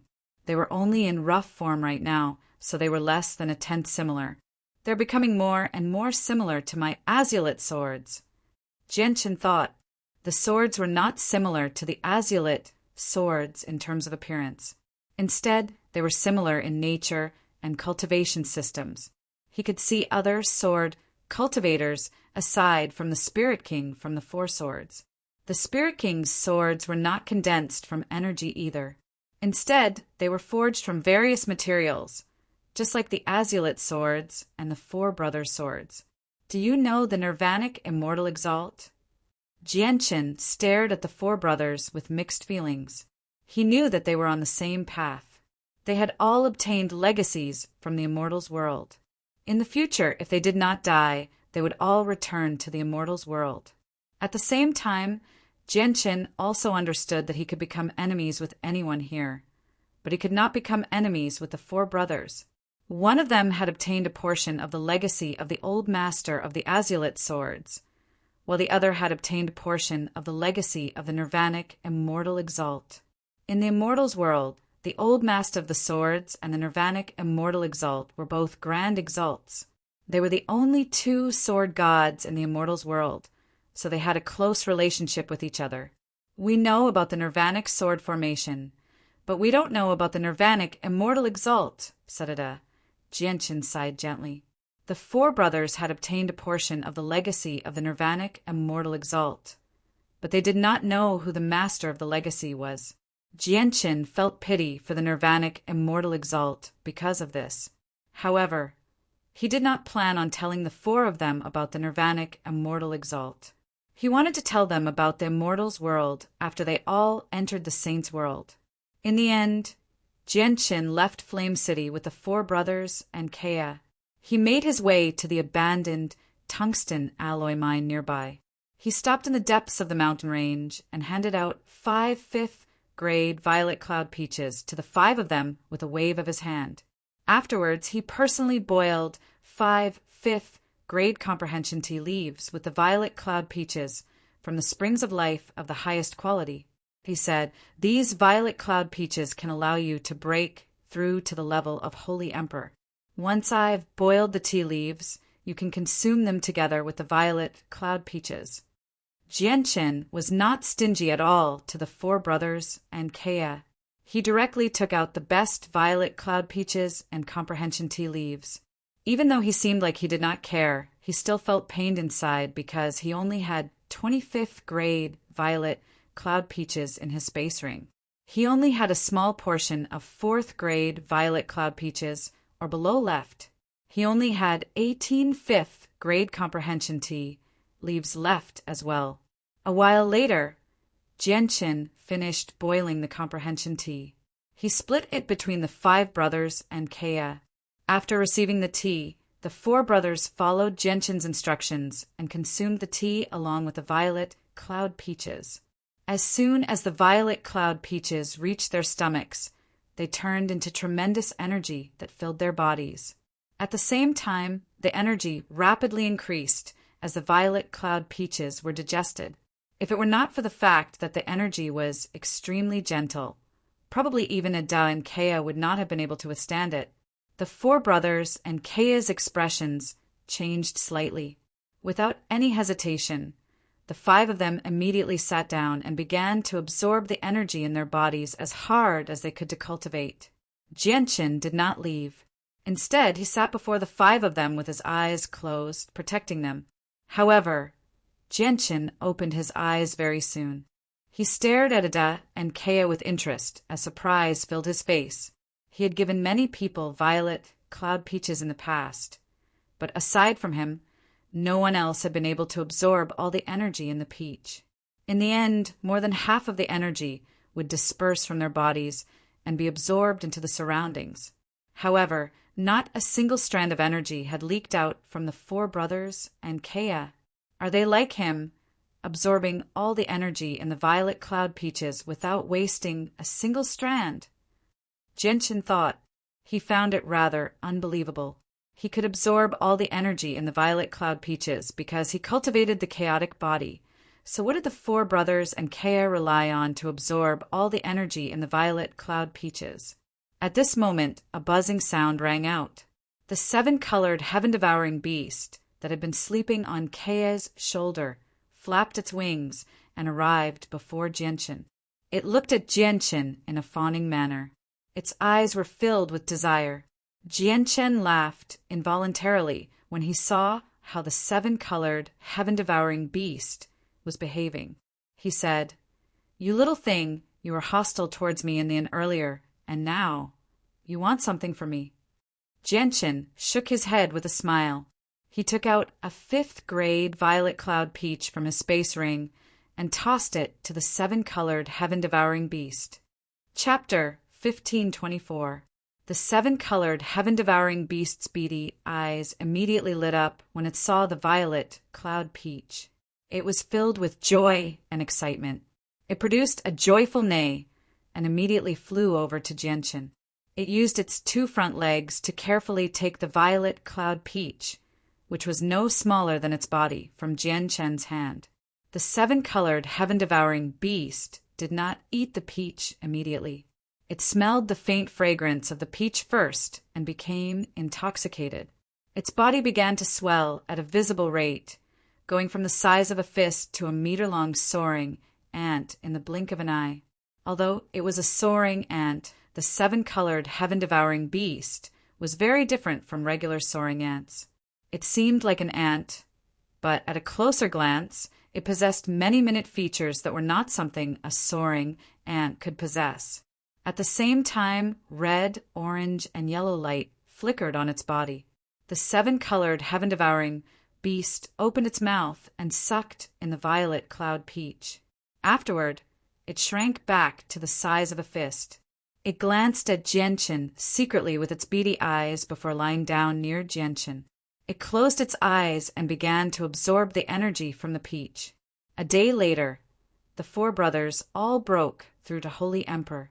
They gave off a tremendous pressure that enveloped the entire mountain range. But the four brothers still did not wake up. They had yet to completely absorb the energy from the peach, so they continued to cultivate. They could basically feel their strength increasing with every passing second. However, there were no 9-colored clouds in the sky when the four brothers reached Holy Emperor, so their breakthroughs seemed extremely peaceful. It was different from everyone else. Jianchen was not surprised by this. Everything was within his expectations. Afterward, he looked at Kea. Kea had reached great perfection of Holy Emperor and was about to break through to Holy Emperor. 2 hours later, Kea successfully broke through to Holy Emperor as well. However, the moment she broke through, Jianchen's eyes narrowed. He raised his head and saw that the blue sky was quickly enveloped by 9-colored clouds that enveloped the entire Tianyuan continent. The 9-colored clouds enveloped the entire Tianyuan continent. At this moment, the 9-colored clouds could be seen anywhere on the Tianyuan continent. The appearance of the 9-colored clouds would have been enough to shake up the entire continent in the past. All the peak experts of the continent would have come to take a look as soon as possible. But now, no one came to check on who had broken through to Holy Emperor. This was because whether it was the Tianyuan continent, the Beast God continent, the Sea Realm, or the Wasteland continent of the 100 races, they had all received Jianchen's kindness. They did not lack Holy Emperor experts. Every single race possessed several dozen Holy Emperors at the very least. Whether it was Kea or the four brothers, they did the same as Jianchen. They did not waste any of the energy from the immortal peaches. They had completely absorbed the energy from the immortal peaches, so they had only used 1/10 of the energy to break through to Holy Emperor. According to Jianchen's estimations, it would take the 5 of them at least a few days to completely absorb the energy from the immortal peaches. However, to Jianchen's surprise, Kea woke up on the 2nd day after breaking through to Holy Emperor. She had completely absorbed the energy from the immortal peaches without wasting any of it. However, what perplexed Jianchen was that Kea's strength had remained at the first heavenly layer of Holy Emperor. It was as if her strength had not increased at all after breaking through to Holy Emperor. On the other hand, the four brothers had all reached the 3rd heavenly layer of Holy Emperor. Dense energy from the immortal peaches still permeated their bodies. Kea opened her eyes. They were also filled with doubt. She murmured, "Strange. After breaking through, the remaining 90% of the energy in my body all surged into my soul. I don't know where it went." A gleam of light flashed through Jianchen's eyes when he heard that. He stared at Kea deeply before sinking into his thoughts. Kea was also perplexed as to why such a strange thing had happened to her. She stood up and made her way to Jianchen's side. She said gratefully, "Jianchen, Kea is unable to repay your kindness. Kea will remember it forever. If Kea has the ability in the future, she will definitely repay you 1,000 times over." Jianchen frowned when he heard that. He glanced at Kea and said with displeasure, "Kea, I, Jianchen, treat you as a friend. Are you treating me like a stranger by saying that?" Kea smiled apologetically and said sternly, "Warrior Jianchen, you are Kea's best friend." Kea's heart was filled with sorrow as she said that, as well as some loneliness. Ever since the Kaler tribe had been destroyed, she no longer had any relatives in the world. She did not even have any friends because she had very few friends back in the Kaler tribe. Now, Jianchen had become her only friend in the world. Jianchen could clearly sense Kea's faint sorrow. He sighed inside and said, "Kea, why don't you stay in Flame City in the future?" Kea hesitated for a while before nodding in agreement to Genshin's suggestion in the end. She said, "Warrior Genshin, I don't feel comfortable staying with the four of them.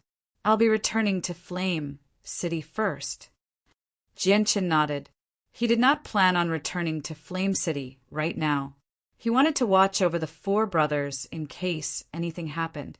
Kea left with the seven-colored heaven-devouring beast that was curled up on the ground, absorbing the energy from the immortal peaches. He returned to Flame City alone. Genshin continued to watch over the four brothers for several days. Finally, the four of them woke up. They had completely absorbed the energy from the immortal peaches, allowing them to reach the peak of the Holy Emperor level and reach the 9th heavenly layer. They had become the strongest experts below the Origin Realm aside from Yanglai, Fengshaotian, and Guihaidao. With our current strength, even if we can't kill Origin Realm experts in a sword formation, trapping them is not difficult, Ada murmured. Ada murmured. The four of them were filled with joy from the great increase in their strength. It also gave them great confidence. Now, their strength was enough for them to take part in the war against the world of Forsaken Saints. Genshin congratulated the four brothers first before continuing. "Kea is my friend. Ada er asan asi. I hope you don't become enemies with Kea." Chapter 1525. The four brothers did the same as Kea. They did not choose to leave. Instead, they remained in Flame City, waiting for the world of Forsaken Saints to arrive. Although Flame City had far surpassed the 7 capital cities of the Tianyuan continent in terms of both fame and strength, it was nowhere close to the 7 capital cities in terms of scale. It did not even possess a tenth of the prestige of the 7 capital cities, so it was unavoidable for the four brothers to come across Kea in Flame City. The four brothers had no grievances with Kea, and they had Genshin's orders as well, so they were unable to become enemies with Kea no matter what. However, every time they saw Kea, intense killing intent would rise up in their hearts. They were unable to control it, which confused the four brothers. They had no idea why they would react like this. As a result, the four brothers did their best to maintain their distance from Kea during their time in Flame City, preventing them from coming into close contact with Kea. At the same time, Kea knew that the four brothers were acquainted with Genshin, so she kept her distance from them as well. At the same time, the 7-colored heaven-devouring beast that had followed her of its own accord had broken through as well, reaching Class 9. As a result, even though she was far weaker than the four brothers, Kea, who was only at the 1st heavenly layer of the Holy Emperor, did not fear the four brothers who had all reached the 9th heavenly layer of the Holy Emperor. This was because Kea was extremely confident. Even if the four brothers were at the peak of the Holy Emperor level, or even slightly more powerful than Xiaolu, they would not be Xiaolu's opponent if they fought. Flame City returned to its peaceful state, and the Tianyuan continent gradually returned to normal.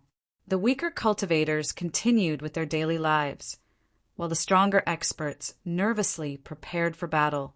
None of the information regarding the world of Forsaken Saint's strength had been completely leaked, just in case the entire continent fell into a panic.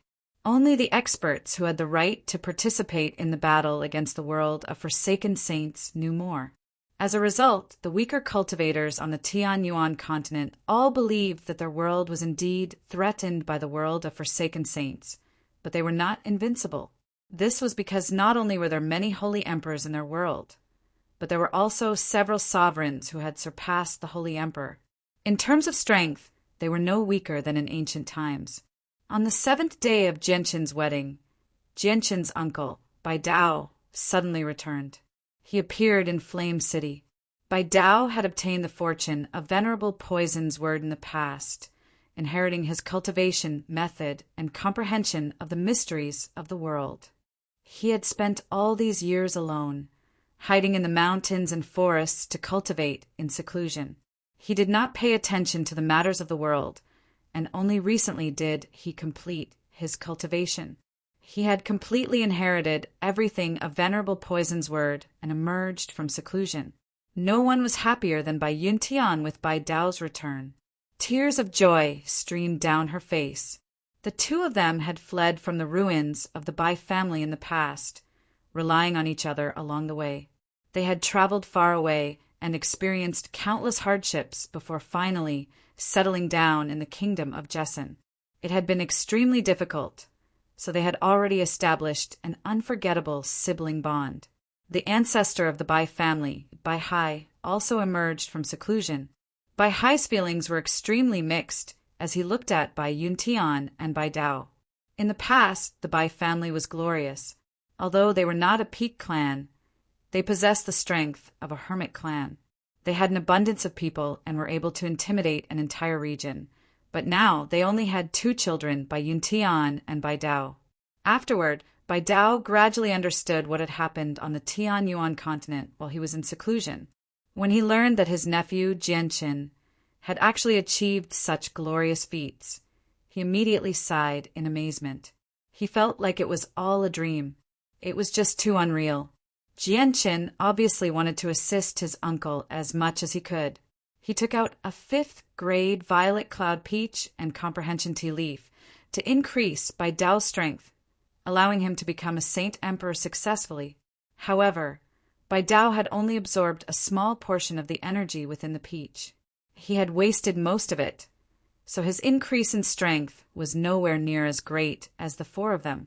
Before long, Yu Yu and Huang Wan entered seclusion once again. They had received a gift from Chanyang Mingyue. They were 2 thumb-sized, 10,000-year-old ice souls. Chanyang Mingyue had secretly kept them behind the back of Yu Yu and Huang Wan's backs when she was cultivating. Afterwards, Jianqin stayed in Flame City for a few days before bidding farewell to everyone. He went to 3 Saint Island alone. When he set foot on 3 Saint Island, Shangguanmu had already returned from the Tianyuan continent. Jianqin had no idea how Shangguanmu had dealt with her relationship with Hao Wu and Czar Kaiyun after he left Hao Wu's residence. However, when he saw Shangguanmu now, he could clearly sense that she had changed slightly. The change was like a metamorphosis of her soul. Moreover, what surprised Jianqin even more was that he could vaguely sense that Shangguanmu's strength seemed to have increased during this period of time. From then on, Jianqin settled down on 3 Saint Island. He lived a leisurely life. Aside from spending some time teaching Xiao Bao cultivation and training him in battle, he would be like the fisherman on 3 Saint Island from time to time, going out to sea to fish. In the following period of time, Jianqin planned on accompanying Xiao Bao and Shangguanmu, or until the battle against the world of forsaken saints began. There was no longer anything for him to do on the Tianyuan continent. Yang Lai, Gui Haidao, and Feng Xiaotian were in charge of everything. The 3 of them had lived for a very long time. Aside from being weaker than Jianqin, they surpassed Jianqin in terms of experience in all aspects. In the blink of an eye, Jianqin had already spent 3 months of peace on 3 Saint Island. These 3 months were the most relaxed, most comfortable, and happiest days Jianqin had had in the past few decades since he had set foot on the Tianyuan continent. There was no deception, no battle to the death, and there was no need for him to work hard for survival like before. He had to be careful at all times. During these 3 months, Jianqin had also refined the crystal fragment that contained the comprehension of the laws of the sword he had obtained from the Anita Tower. He had benefited a lot, and his comprehension of the laws of the sword had reached the partial achievement of sword origin. Although his personal strength had not increased, his battle prowess had increased by a lot. The Azulite swords had been further refined by Jianqin as well, becoming the life-bound flying swords that he cultivated with his life. He could store them in his dantian. However, the sword spirits of the twin swords were currently in a weakened state.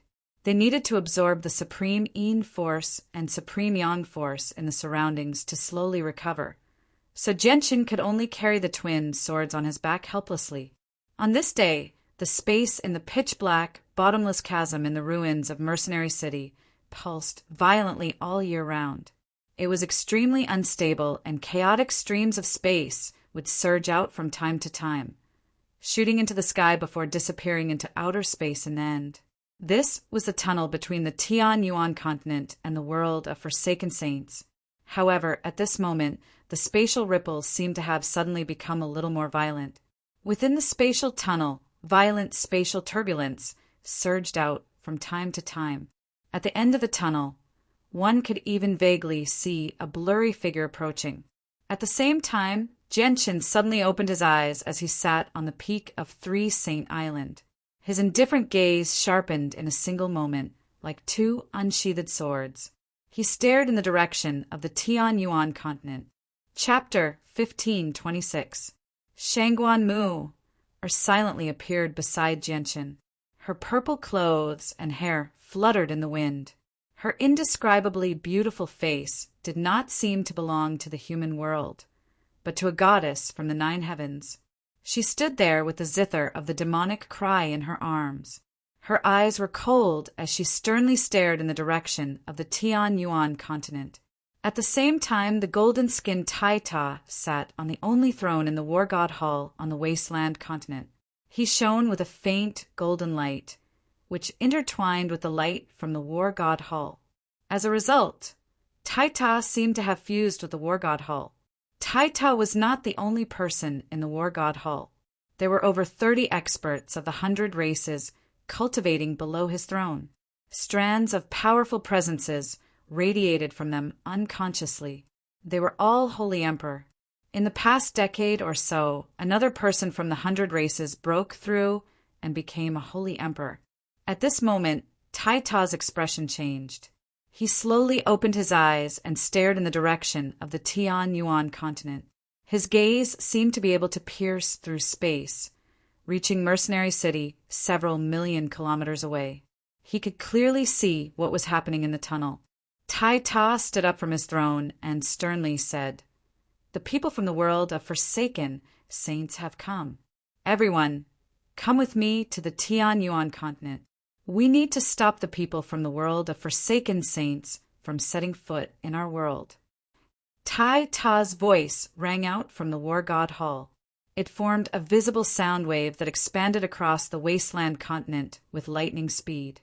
In just a few seconds, Taita's words reverberated through the entire continent. The several dozen holy emperors in the War God Hall stood up at the same time. Without any hesitation, they immediately left the Wasteland continent through space gates. At the same time, many space gates appeared in various places on the Wasteland continent. These space gates had been constructed by the Holy Emperor, and there were various numbers of saint rulers waiting near each space gate. When Taita's voice rang through the entire continent, all the saint rulers hurried to the Tian-Yuan continent through the space gates. In a desolate mountain in the sea realm, a hazy figure shrouded in a layer of blue light sat on a rock. Suddenly, the hazy figure snapped open her eyes. 2 bolts of lightning flashed through her eyes, shooting towards the space before her. It actually caused the space to ripple. Just her gaze possessed extremely great offensive power. The world of Forsaken Saints has already invaded.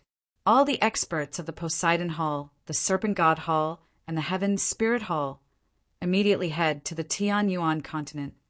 The hazy woman spoke softly.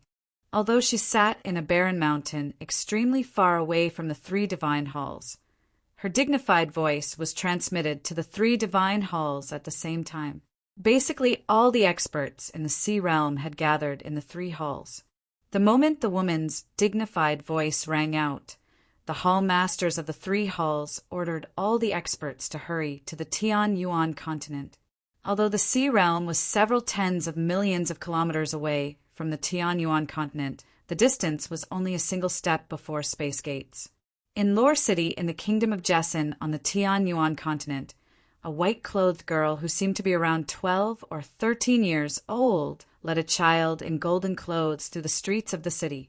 They looked around along the way as if they were extremely curious about everything. "Sister Xiaoling, is this where brother grew up? But why doesn't it look as good as Flame City?" the boy asked. Just when Xiao Ling was about to say something, her face suddenly changed. She suddenly turned her head in the direction of Mercenary City, and shock immediately appeared on her cute, childish face. Her eyes were filled with panic as she hurriedly said, "Oh no, oh no! Those baddies have come again. Brother Xiao Jin, let's go to Mercenary City immediately. We have to stop those baddies." Xiao Jin also stared at Mercenary City and nodded seriously. His gaze sharpened at that moment and became filled with a powerful desire for battle. He showed no fear at all. The next moment, Xiao Jin and Xiao Ling silently vanished from Lore City. Yang Lai, Gui Hai Dao, and Feng Xiaotian also sensed the arrival of the experts from the world of Forsaken Saints. They led the experts of the 4 races who were still practicing formations to Mercenary City through space gates. On the Beast God continent, the Holy Emperor of the Peng clan, Sangqiang, also received Jianqin's message. With his order, the Beast God Hall immediately flickered with people. All the experts who were still cultivating in the Beast God Hall emerged from seclusion and left through space gates with basically all the magical beasts above Class 7 on the continent. Rum Guinness stood on the 98th floor of the Beast God Hall as she watched the experts leave. Her face was filled with worry. She did not go to the Tianyuan continent with Sangqiang. She wanted to remain by her child's side until he completed the Beast God's legacy. Jianqin, Shangguanmu, Poseidon, Taita, Xiaojin, Xiaoling, Guihai Idao, Feng Xiaotian, Yanglai, and so on hovered above the ruins of Mercenary City. They all sternly stared at the bottomless black hole below them. The tunnel hidden there would spew out violent streams of energy from time to time, causing the space within a radius of several hundred kilometers to become very unstable. Some streams of energy would even surge into the sky, shooting into outer space. From time to time, some streams of energy would shoot toward Jianqin and the others in the air. However, as soon as the streams of energy approached them, they would either dodge them with ease or disperse them with a simple palm strike. Several hundred space gates existed in the stable space several hundred kilometers away. Each space gate was several hundred meters away from each other. A large number of experts hurried over from various places.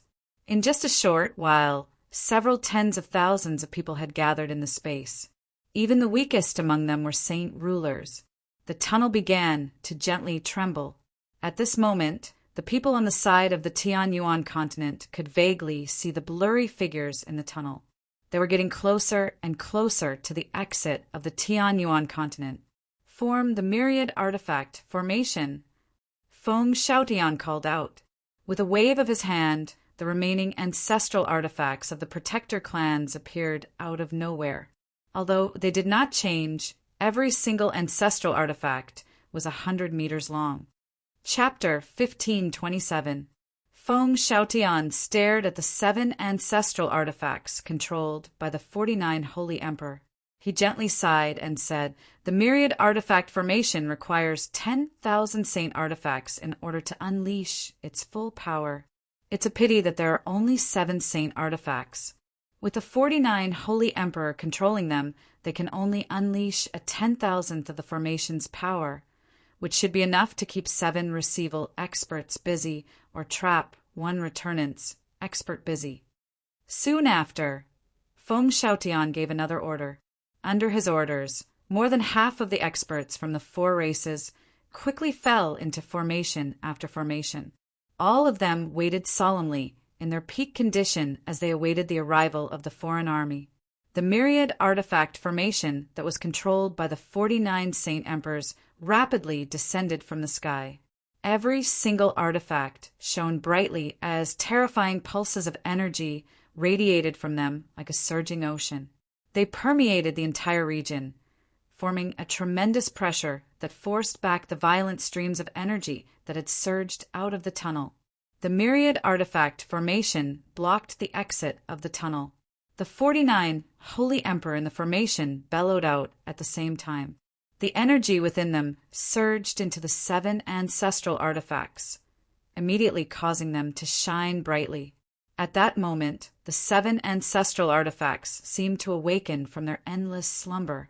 They were no weaker than Origin Realm experts, and they all swung toward the tunnel at the same time.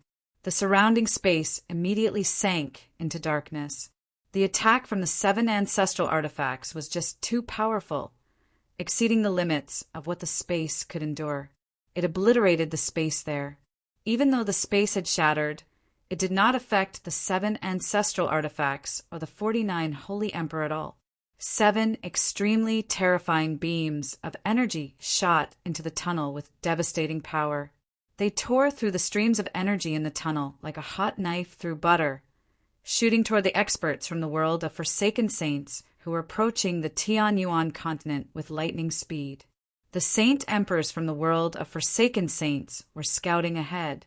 They were completely powerless against the 7 attacks that were no weaker than Receival experts. Even if they worked together, it would still be difficult to endure. Not to mention, the 7 powerful pulses of energy shot over extremely quickly. Even if they wanted to work together, they would not have enough time to fend them off. In their haste, the few Holy Emperor at the very front could only envelop themselves with energy to form a powerful barrier around themselves. The 7 powerful waves of energy had arrived before them. Even the Holy Emperor was so weak before the 7 ancestral artifacts that were no weaker than Receival experts. The Holy Emperor at the very front could not resist at all. Their bodies were as fragile as tofu before the 7 ancestral artifacts. They directly cracked and were wiped out. The attacks from the myriad artifact formation created by the 49 Holy Emperor did not weaken at all after killing several Holy Emperor. They continued into the depths of the tunnel with devastating power, mercilessly killing the Holy Emperor at the very back. The smooth tunnel trembled slightly from the attack from the 7 ancestral artifacts. Flesh and blood splattered in the depths of the tunnel. Over 20 Holy Emperor from the world of Forsaken Saints had died to the attack. Their souls had been wiped out, and even their souls had failed to escape.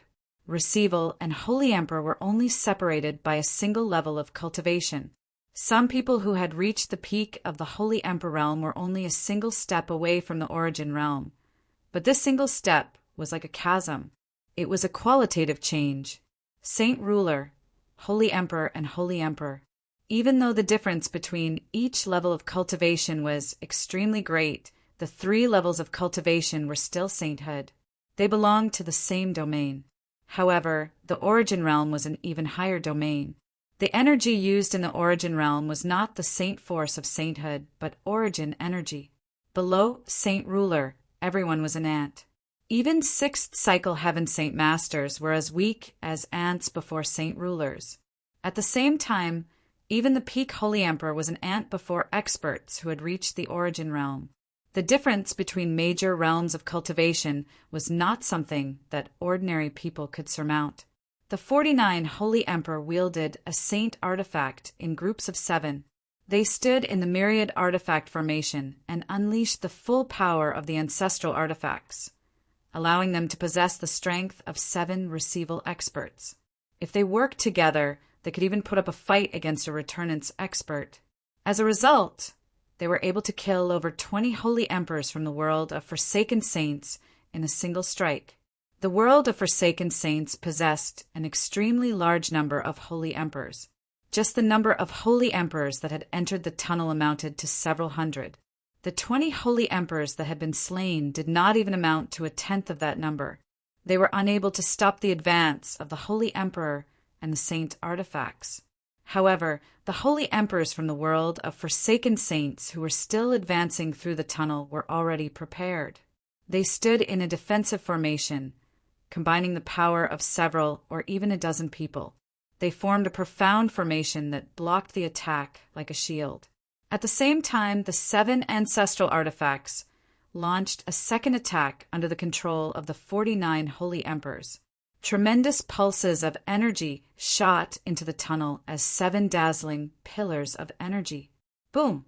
The 7 terrifying pillars of energy collided with the defensive formation created by the Holy Emperors. The formation immediately collapsed, unable to withstand the attacks at all. After the 7 terrifying pulses of energy tore through the formation, they enveloped the Holy Emperors. With a great boom, the Holy Emperors' bodies cracked as well. Their souls were wiped out, against attacks equivalent to 7 Origin Realm experts. It was difficult for the Saint Emperor's corpses to remain intact after they died. This was because the power was just too terrifying. It was enough to destroy the world. Even the spatial tunnel that had become extremely tough trembled slightly from it. As soon as the second wave of attacks fell, the Myriad Artifacts formation launched a third wave of attacks. They wanted to wipe out the foreign experts as much as they could before they arrived. However, at this moment, the tunnel began to violently tremble, a terrifying pressure that was far more powerful than a receival expert radiated from the depths of the tunnel. Before the pressure, the sun, moon, and stars lost their resplendent brilliance, becoming dim. The violent streams of energy that wreaked havoc in the tunnel became docile at that moment before rapidly dispersing into nothingness. Chapter 1528. A huge hand extended with lightning-like speed from the depths of the tunnel with the tremendous pressure. It passed over the heads of all the Holy Emperor from the world of Forsaken Saints and directly grabbed the powerful streaks of light from the 7 ancestral artifacts. This palm was also condensed from energy, and it filled the space tunnel. Wherever the palm passed, the space tunnel would tremble violently. The hand was just too terrifying. It had already surpassed the receival realm, causing the tunnel to react violently. It had almost reached the limit of what the tunnel could endure. The 7 streaks of light from the 7 ancestral artifacts were no weaker than the attacks of receival experts when they came in contact with the hand. They shattered under the grasp of the hand. Even though the hand had dimmed slightly, it did not slow down at all. It continued toward the exit of the Tian Yuan continent, heading straight for the 49 Holy Emperor in the Myriad Artifact formation. The expressions of the 49 Holy Emperor drastically changed. They knew that they had encountered a supreme expert that they could not defeat. Without any hesitation, they immediately retreated as quickly as they could. If it were not for the fact that the hand was moving through the tunnel, which affected its speed, they would not have been able to escape at all. The eyes of the strongest experts on the Tian Yuan continent narrowed the moment the hand closed in. In the next moment, an extremely resplendent violet light suddenly flashed. With the gentle thrum of a sword, the Ziying sword on Genshin's back shot into the tunnel, heading toward the huge hand in an unstoppable manner. The hand, condensed from energy, seemed to know the power of the Ziying sword. It suddenly shrank as it filled the entire tunnel, turning into a meter-long finger in a single instance. Even though it had shrunk by countless times, the energy had become much more condensed. In the end, the finger was much more powerful than before. The collision of the Ziying sword and the finger immediately resulted in a great boom. Terrifying ripples of energy and strands of scattered sword chi wreaked havoc in the tunnel, immediately causing the tunnel to violently shake. If it were not for the fact that the tunnel had become much tougher in the past few years, it probably would have been shattered to pieces. After all, this was a clash between Returnant's experts. It was far more violent than a clash between receival experts. The finger of energy dispersed. Only the violet light from the Ziying sword remained in the chaotic tunnel. Even though it seemed like a lone boat drifting through the turbulent sea, it hovered there extremely steadily. No matter how violent the storm of energy was, it was unable to approach the region enveloped by the light from the sword. The region where the Ziying sword resided seemed to have become a separate domain.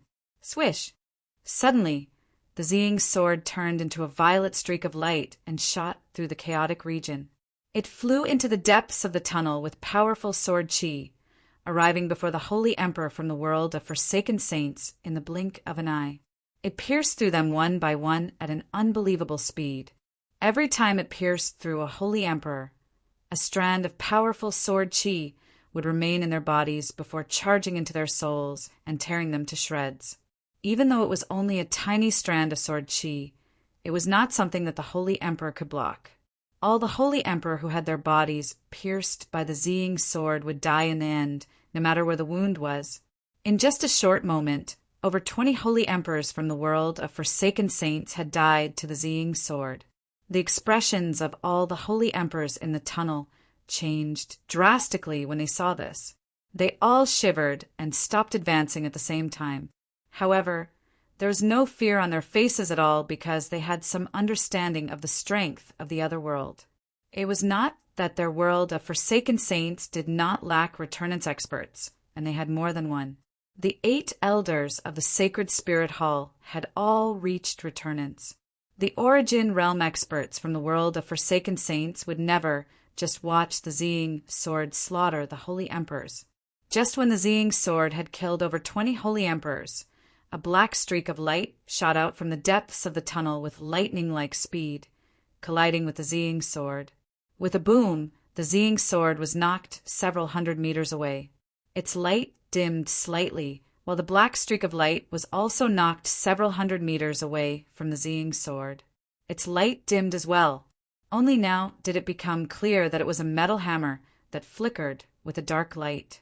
The tunnel shook even more violently.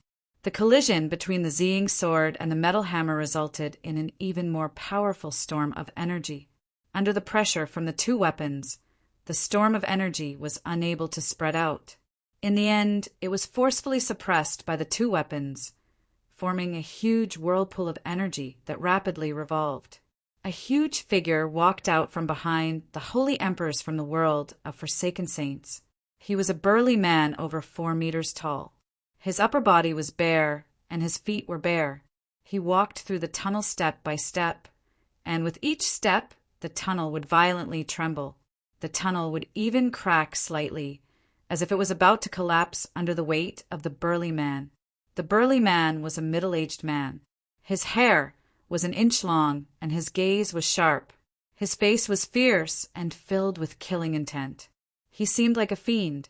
Behind the burly man, the Holy Emperor from the world of forsaken saints all bowed politely to the burly man. They said politely, "Greetings to Elder Xiong." The burly man called Elder Xiong ignored the bowing Holy Emperor behind him. He stared at the Ziying sword for a while and sneered. "You've indeed comprehended the way of the sword like the Spirit King. I can already sense a sharp presence that's similar to the Spirit King's, but it seems to be much weaker than the Spirit King's." Xiong Zhong waved his hand, and the hammer that had been used against the Ziying sword immediately flew into his hand. He took a step forward and immediately shot forward like an arrow. He slammed into the vortex of energy with his body. The huge vortex of energy formed by the pressure from the hammer, and the Ziying sword was immediately shattered by Xiong Zhong's collision. However, Xiong Zhong did not slow down at all, arriving before the Ziying sword in a single moment. He swung the hammer at the Ziying sword. The strike was so powerful that it was enough to shatter the Tianyuan continent. As the hammer fell, the tunnel shook even more violently. The space around the hammer even began to distort, as if it was about to be ripped apart. The Ziying sword did not back down. It immediately began to shine brightly as violet light flooded the surroundings. It dyed the tunnel a gorgeous violet as a powerful sword qi permeated the surroundings. Chapter 1529. Boom! The clash this time was even more intense. Just the boom that erupted was unimaginably powerful. The terrifying sound waves expanded and struck the tunnel, causing it to become extremely unstable. The group of Holy Emperors who were still in the tunnel paled. Some of the weaker Holy Emperors felt their ears become bloodshot as their heads ached. Their souls had almost been injured. Xiong Zhong stood there as steady as a mountain. He radiated with a tremendous pressure, preventing the violent ripples of energy from approaching him. At the same time, the violent ripples of energy began to rapidly spread toward the Tianyuan continent under his purposeful suppression. If the ripples of energy reached the Tianyuan continent, it would be enough to destroy half of the continent. The Azulite swords quickly flew back. They had clearly lost the upper hand in this clash. Under the control of a returnance expert, The power of the hammers was just too great. Even the Ziying sword and the Qing Suo sword were not its opponent. I'll open up a path. Follow behind me. We've already been stopped twice by the people of the other world because the tunnel could not hold people who were too powerful. This time, we'll use the most powerful method to conquer the other world and make the weak creatures of the other world kneel before us, Xiongzhong coldly said. Xiongzhong said coldly. His eyes were extremely sharp, filled with a dense killing intent, accompanied by a bloodthirsty sneer. Their world of forsaken saints was definitely more powerful than the other world, yet they had been stopped twice by the people of the other world. They had lost quite a few people, especially the second time. 5 receival experts had attempted to pass through, but only 2 of them had returned alive. 3 of them had died. The world of forsaken saints could ignore the loss of saint emperors, but they could not ignore the loss of origin realm experts. The deaths of 3 origin realm experts had truly angered the remaining origin realm experts of the world of forsaken saints. As Xiongzhong advanced, a figure appeared at the entrance of the tunnel on the other side of the Tianyuan continent. He was not very old, only seeming to be in his 20s. A sliver of the vicissitudes of life remained on his handsome and resolute face. His eyes were bright and sharp like unsheathed swords. They were filled with a sense of sharpness, as if 2 supreme swords were being nurtured in his eyes. He was Genshin. He had also entered the tunnel, making his way forward step by step. The azulate swords hovered above his head as he glared at Xiongzhong. Powerful battle intent radiated from him as an invisible presence permeated the surroundings. He blocked the violent streams of energy that were being suppressed by Xiongzhong, preventing them from entering the Tianyuan continent. Xiongzhong squinted his eyes and carefully studied Genshin. A sliver of interest appeared on his vicious face. In the end, Genshin and Xiongzhong stopped 1,000 meters away from each other. Between the 2 of them was the streams of energy that had been suppressed by their presences, gradually turning into a terrifying vortex. You're the person who has comprehended the way of the sword like the Spirit King. You possess the right to reach godhood, but it's very strange. I can't see through your exact strength. I can only vaguely sense your true strength, so it shouldn't be at returnance. No, it shouldn't even be at the origin realm. That's impossible. Xiongzhong spoke with a hint of playfulness in his voice. However, as he reached the end, his expression gradually became stern, and in the end it turned into shock. In particular, when he said the last sentence, he could not help but gasp. A sliver of unconcealable shock appeared on his face. He refused to believe that the mysterious expert who had comprehended the way of the sword like the Spirit King, who had caught the attention of several dozen origin realm experts from the world of forsaken saints, who had even clashed with him 3 times, was actually a young man who had not even reached the origin realm. Xiongzhong was truly shocked when he vaguely sensed Genshin's true strength. His heart churned as disbelief filled his face.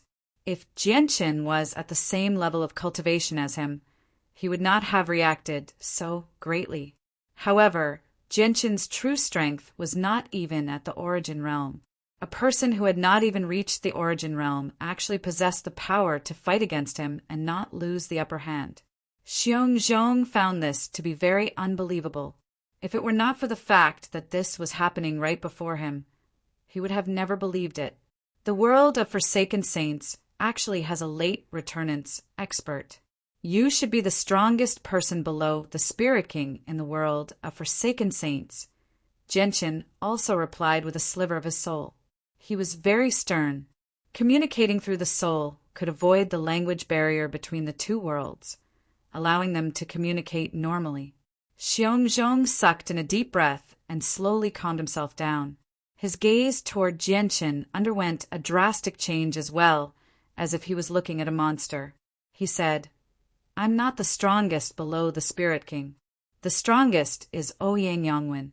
Although we're both at late returnance, I must admit that Ouyang Yangwen is stronger than me. Genshin's heart sank.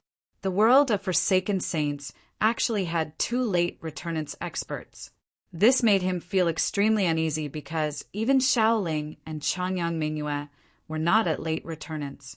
I'm Xiongzhong, one of the 8 elders of the Sacred Spirit Hall from the world of Forsaken Saints. You're a genius from another world. State your name. You have the right to make me remember you forever. Xiongzhong calmed down very quickly and coldly said to Jianqin. His gaze was rather vicious. Jianqin, I'll remember you, even if you're an unprecedented genius. Only death awaits you if you can't get past me. No matter what your strength is, I will use my full strength and show no mercy. If you die to my hands, you will be the most talented prodigy I've ever killed. I will be proud of that, Xiongzhong said emotionlessly. Powerful killing intent surged from his body as the hammer in his hand erupted with a dark light. Not only did the light engulf the tunnel in darkness, but it even suppressed the light from the twin swords. Xiongzhong had only struck out casually the 3 times before. He was not serious at all. Only now did he truly strike out. He unleashed his strength as a late returnance expert without holding back at all. It was far more powerful than before. Jianqin became extremely stern. He felt extremely pressured when he faced Xiongzhong, but he could not afford to back down at all. With a thought, the Ziying sword hovering above his head flew into his hand as a violet streak of light. Jianqin wielded the sword in his right hand as his presence suddenly skyrocketed. He had turned from an ordinary sword to a powerful sword in a single moment, radiating with surging sword qi. The sword qi was invisible, but it was extremely powerful. It seemed to have transformed into a law of the world, affecting the surroundings. Under the envelopment of the sword qi, the violent streams of energy in the tunnel fell silent at that moment. Afterwards, under the influence of the invisible sword qi, the streams of energy underwent a metamorphosis, turning into strands of sword qi with a form. Jianqin was enveloped by a layer of powerful light. With the light protecting him, he seemed to have become a miniature sun. All that could be seen was a hazy figure. The Ziying sword also shone with a dazzling white light. The violet light had been suppressed as it stabbed toward Xiongzhong with all its might. A gleam of light exploded in Xiongzhong's eyes. His right arm that gripped the hammer exploded. Terrifying energy surged out from his body and poured into the hammer, causing it to flicker. He then swung the hammer toward the Ziying sword as hard as he could. Both Xiongzhong and Jianqin used their full strength. Xiongzhong was stronger than Jianqin, but he knew that Jianqin had comprehended the way of the sword and had come into contact with laws. He could use the power of laws, so even though he knew that Jianqin's actual strength was not at the origin realm, he dared not to be careless. Chapter 1530. The collision between Jianqin's Ziying sword and Xiongzhong's hammer erupted with a terrifying ripple of energy that was several times more powerful than before. The tunnel had already become extremely stable, enough to withstand the passage of returnance experts. Cracks began to appear in the tunnel from their devastating attacks. Every single one of the cracks was several meters long. They intertwined with each other, forming a huge spiderweb that seemed to tear the tunnel apart. The moment the Ziying sword and the hammer collided, Jianqin's face suddenly changed. An extremely powerful force had passed through the Ziying sword from the hammer. Not only did the force numb his entire right arm, but his right hand that held the sword also experienced great pain. Jianqin had temporarily lost all feeling in his right hand. Not only that, but an extremely powerful energy erupted the moment the hammer struck. It struck Jianqin's chest with thunderous force the moment the hammer and the Ziying sword collided. Jianqin's protective light did not last for very long before the powerful energy. A hole was punched through it, and it struck Jianqin's chest with unstoppable force. Jianqin grunted as he was blown away. He had almost been blown out of the tunnel and appeared above the Tianyuan continent. Jianchen stabilized himself with great difficulty. A sliver of blood leaked from the corner of his lips. He then looked at his right hand and saw that it had become blood red. The web between his thumb and forefinger had been split open. Jianchen sucked in a deep breath and tightened his grip on the Ziying sword. He stared at Xiongzhong in interest as battle intent surged in his chest. Xiongzhong was indeed very powerful, having completely surpassed Jianchen, but Jianchen did not show any fear at all. Instead, his battle intent had been roused. In Jianchen's body, his chaotic Niden began to revolve, spitting out strands of chaotic force. The chaotic force rapidly circulated through his body, filling every corner. Not only did it push the defenses of Jianchen's chaotic body to the limit, but it also rapidly healed his wounds. The web between Jianchen's thumb and forefinger began to heal at a visible rate. In just a few seconds, it was completely healed. On the other side, Xiongzhong was still standing at his original position. He didn't take a single step back, but his incomparably majestic body was slightly swaying. On his naked upper body, there were already dozens of sword scars. Each of the sword scars was extremely thin and varied in length. They were difficult to distinguish with the naked eye, and there was a faint trace of red blood flowing out. These were all wounds from the scattered sword qi, but these wounds were no different from scratches to Xiongzhong. He seemed to be completely unaware of the sword wounds on his body. He stared at the iron hammer in his hand and revealed a strange expression. An extremely striking white mark had already appeared on the jet-black iron hammer. Xiongzhong looked at the twin swords, and his eyes flickered with a strange light. He clicked his tongue in wonder. These two swords are very impressive. They're much more powerful than my Heaven Shaker hammer.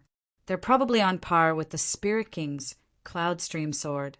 I may not be used to using weapons like these, but I don't mind collecting a few more. Once this battle ends, these two swords will belong to me. With that, Xiongzhong continued to charge at Jianchen with his hammer.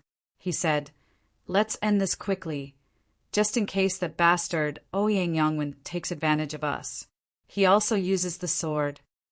A cold light flashed through Jianchen's eyes when he heard Xiongzhong's words. He used the illusory flash and shot out as a blur. The Ziying sword turned into a dazzling bolt of lightning, stabbing out with dazzling white light.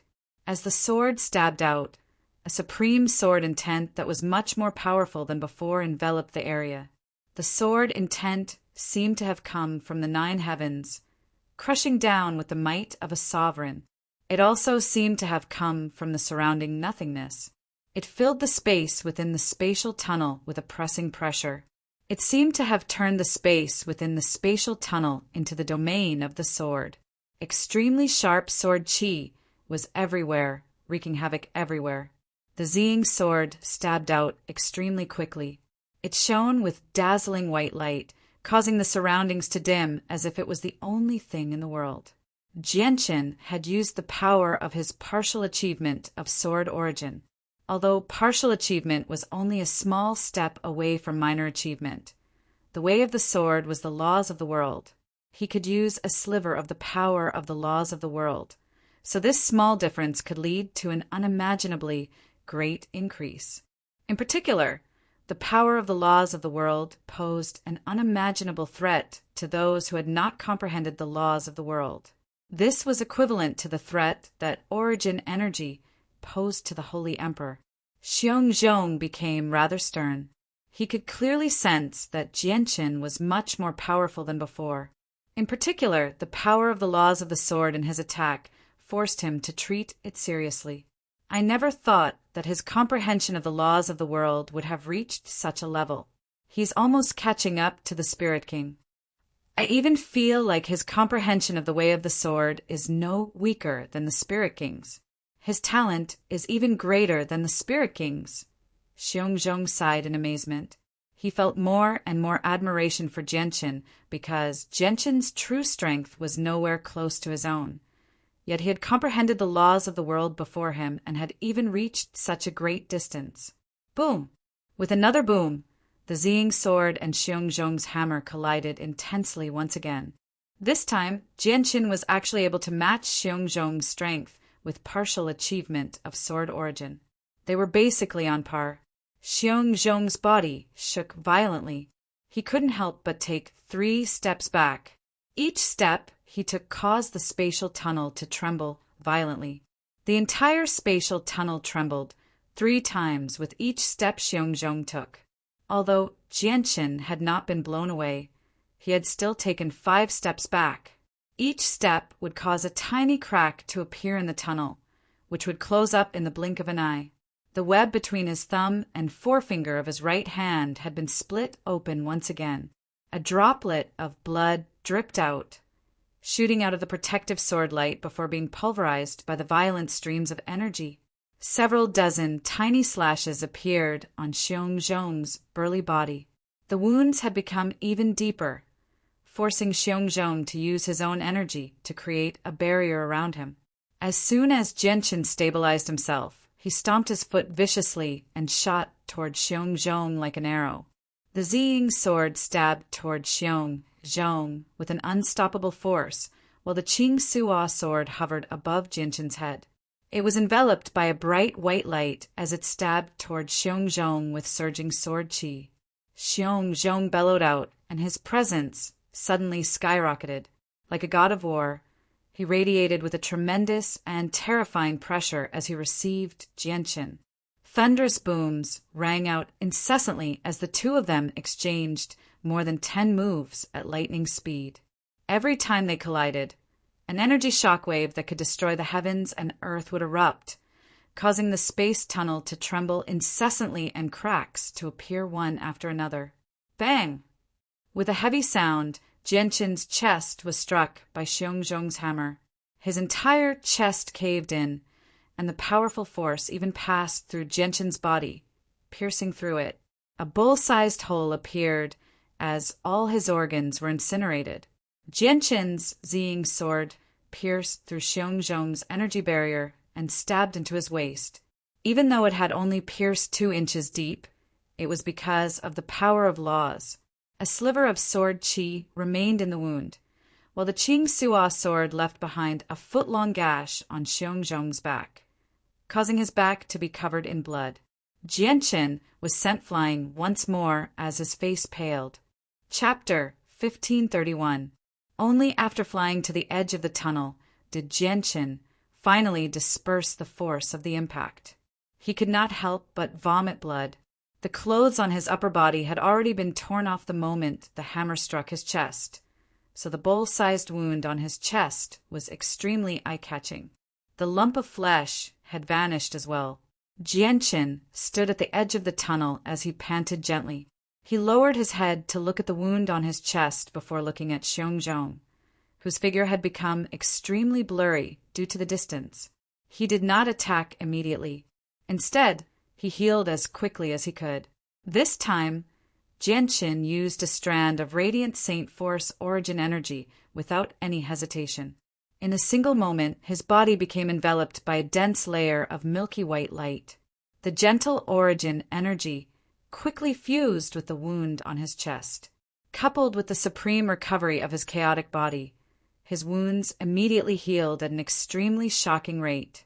The flesh that had vanished regrew from the bull-sized hole in his chest. Even though Jianqin was extremely heavily injured, he would make a full recovery without much time with his strength as a Class 9 Radiant Saint Master. On the other side, Xiongzhong was forced back time and time again. In the end, he collided with a holy emperor from the world of Forsaken Saints behind him before stopping. The holy emperor vomited blood from Xiongzhong's collision and was blown away. The saint emperors from the world of Forsaken Saints carefully arrived before Xiongzhong. They looked at his wounds and instinctively asked, "Elder Xiong, are you fine? Should we call the Grand Elder for backup?" Xiongzhong snorted coldly. 2 streams of white air actually sprayed out from his nose. He pushed aside the saint emperor who had spoken and coldly said, "There's no need for me to get Ouyang Yangwen's help against someone who hasn't even reached the origin realm." If it weren't for the fact that Jianqin has two powerful weapons and a rather deep comprehension of the laws of the sword, how would he be able to stop me? Xiongzhong sneered when he reached there. He said, "Laws are the key to reaching godhood. Over the countless years of our world of forsaken saints, countless spirit kings have appeared and countless reciprocity experts have appeared. However, no one has ever been able to comprehend laws. Only the appearance of this spirit king has broken the legend of our world, becoming a legend of our world of forsaken saints. Although Jianqin has also comprehended laws, he's just too weak. I will definitely kill him in this battle. Not only will I be able to increase my battle achievements, but I'll also be able to remove any future problems. I can't let the two swords end up in Ouyang Yongwen's hands either." A cold light flickered through Xiongzhong's eyes. He was unwilling to give Jianqin any time to catch his breath, so he suddenly charged forward. However, this time, as soon as he moved his body, the muscles on his face trembled abnormally. It was a result of the intense pain. This damned power of laws. I can't even heal my wounds. This is a power grasped by godhood experts. It poses a great threat to Origin Realm experts. Even though there's only a tiny sliver of it left in my body, I can't purge it in a short amount of time with my strength at late returnants. Xiongzhong immediately frowned when he saw the wounds on his body. He needed to divert a portion of his strength to suppress the power of laws in the wounds, just in case it continued to cause even more damage to him. However, if he did that, his strength would definitely decrease. "Xiongzhong, if you really want to retreat, then you should just retreat. Don't force yourself. Look at you. Not only are you in such a horrible shape, but you're even injured. TSK, these are wounds from the power of laws from the way of the sword. They're not that easy to deal with. And according to my understanding, the person who comprehended the way of the sword isn't even at returnants yet. A mighty late returnants expert has actually been injured by someone who hasn't even reached returnants. If I were you, I would have hidden myself in the world of forsaken saints long ago and not dared to show myself. Just in case I continue to embarrass myself." A feminine voice rang out from behind. Xiongzhong's face suddenly sank as cold killing intent flashed through his eyes. He coldly replied without even looking back, "Ouyang Yongwen, don't be complacent just yet. We both use the sword, but you're still far too lacking compared to that person. His strength is indeed nowhere close to mine, but even if you fight him alone, you won't fare much better than me." "Xiongzhong, that's where you're wrong. It's normal for you to be injured when you encounter that person, but if I were to encounter him, killing him would be no different from crushing an ant." The feminine voice rang out again. It was filled with arrogance and disdain for Jianqin. After he finished speaking, 3 figures gradually appeared behind Xiongzhong. The person on the left was a short old man. He was very old, and the wrinkles on his face were squeezed together. He was bald and his body was bent. It seemed that even walking was very difficult for him. He gave people the feeling that he had already reached the end of his life and was about to be buried in the ground. The person in the middle was a young man who looked to be in his 20s. The young man was indescribably handsome. If it weren't for the fact that he was a man from some of his features, it would be extremely easy to mistake him for a stunning beauty. However, this young man lacked the masculine aura that a man should have. Instead, he was filled with a feminine aura, which was very uncomfortable to look at. The person on the right was an extremely seductive woman. She had a devilish figure, jet black and beautiful long hair, an enchanting gaze, and extremely exquisite facial features. Moreover, her every word and smile inadvertently revealed a charm, causing this woman to simply look like a stunner in the human world. "Gong Shiming, Qing Jingyan, why have you come as well?" Xiongzhong asked emotionlessly as a merciless, cold light shone from his eyes. The woman covered her mouth and gently giggled. She seemed extremely seductive as she giggled. "The Spirit King has given the order, so how can we not come?" "Xiongzhong, You've caused far too much of a disturbance in the tunnel. You've already angered the Spirit King. I can clearly see the Spirit King frown. The Spirit King really frowned? Xiongzhong's expression finally changed, as if he had made some sort of mistake. He became rather uneasy. The current Spirit King was not a vicious person in the world of Forsaken Saints. He could even be described as benevolent compared to the previous Spirit King. However, the deterrence he posed to the receival and returnance experts of the Sacred Spirit Hall had far exceeded all the previous Spirit Kings in the history of the world of Forsaken Saints. Chapter 1532. Xiongzhong, do you really not understand, or are you pretending to be confused? With how stable the tunnel is, only late returnance experts can safely pass through. If reciprocity experts enter, there's an extremely high chance that the tunnel will collapse. Even early reciprocity experts may not be able to pass through, let alone the Spirit King, who has reached mid-reciprocity. Your intense battle in the tunnel earlier has already caused some damage to the tunnel.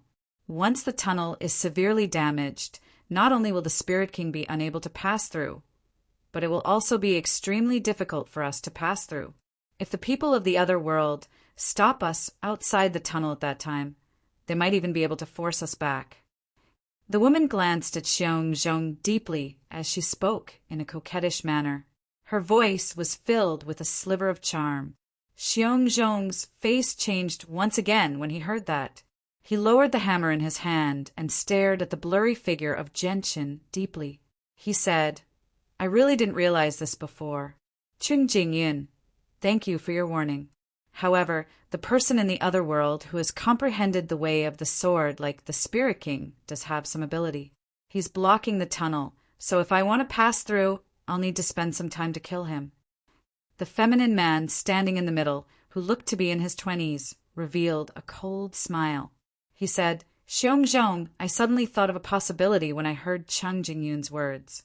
Did you purposefully start a fight in the tunnel so that you could destroy the tunnel and charge out at the last moment, trapping us returnance experts in the world of Forsaken Saints temporarily? Although you can only trap us for a few years at most, those years are enough for you to leave through the other world and enter the Saints' world in search of the purest power of bloodline left behind by our founding ancestor.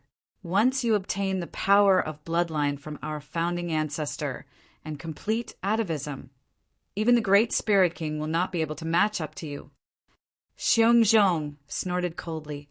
He glared at the extremely handsome, feminine man and coldly said, Ouyang Yangwen, don't speak nonsense. I'm loyal to the Spirit King and will never betray him. Why would I think of something like that?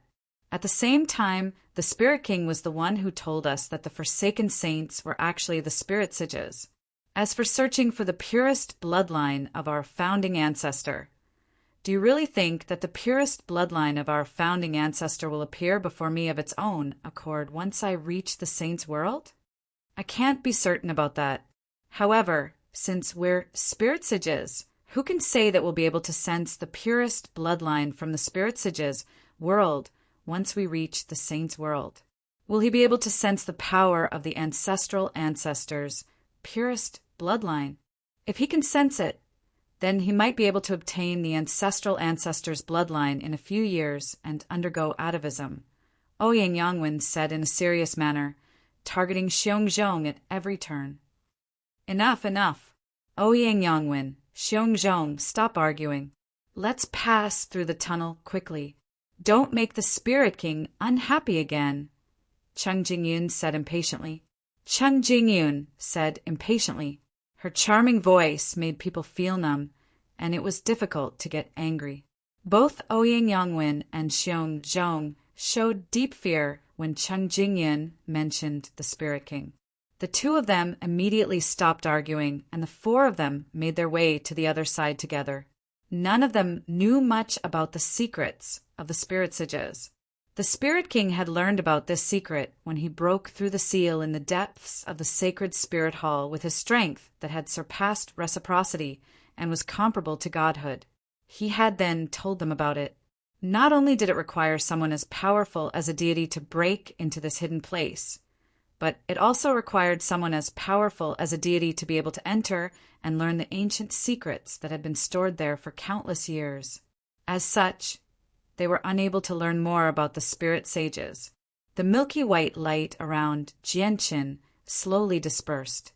After recovering as quickly as he could, Jianqin had completely recovered. Jianqin immediately became extremely stern when he saw the four figures rapidly approaching him. This was because he could tell with a single glance that the four of them were all returnance experts. Even the weakest was at mid-returnance. At the same time, he could vaguely see several figures behind them. They were all receival experts. This time, the world of Forsaken Saints did not use the Holy Emperor as the vanguard. Instead, they used Origin Realm experts to open up a path. Jianqin knew that he could no longer stop them in the tunnel now that so many Origin Realm experts had been mobilized. He retreated without any hesitation. At the same time, the myriad artifact formation that the 49 Holy Emperor controlled by the 7 ancestral artifacts on the Tianyuan continent slowly retreated. The formation could only keep receival experts busy. They needed to avoid returnance experts. A speck of golden light flickered between Jianqin's eyebrows. A fist-sized golden tower suddenly appeared in the air. With a flash of golden light, several thousand people with powerful presences and blank faces appeared in the surroundings. These people were the Emperor armaments and Emperor armaments that Jianqin had revived.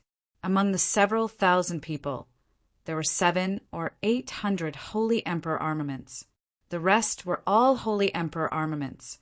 With the addition of several thousand Holy Emperor armaments and several hundred Holy Emperor armaments, the central force of the Tianyuan continent had more than doubled. The president and grand elder of the Radiant Saint Master Union had arrived as well. They had also brought the ruler armaments and a small number of king armaments that they had revived in the past few years. Although there were only several hundred king armaments that had been revived, there were over 10,000 ruler armaments that had been revived. This was a force that could not be ignored. It made up for the lack of sainthood among the four races. A dense group of people hovered in the air above the ruins of Mercenary City. The humans, magical beasts, sea race, and 100 races had all gathered in their strongest formation. All of them were prepared, waiting for the arrival of the foreign army. Very soon, the 4 returnance experts from the world of Forsaken Saints stepped into the tunnel. The moment they set foot on the Tianyuan continent, a blanketing presence immediately radiated out. This was the terrifying presence of 4 returnance experts at the same time. It immediately made the thick layer of clouds in the sky vanish. Under the pressure of the terrifying presence, the clouds directly dispersed, dispersing into nothingness. The aura pressed down on the space, making it difficult for the space there to withstand. The space within a radius of 10,000 li shook violently, distorting space and distorting space-time.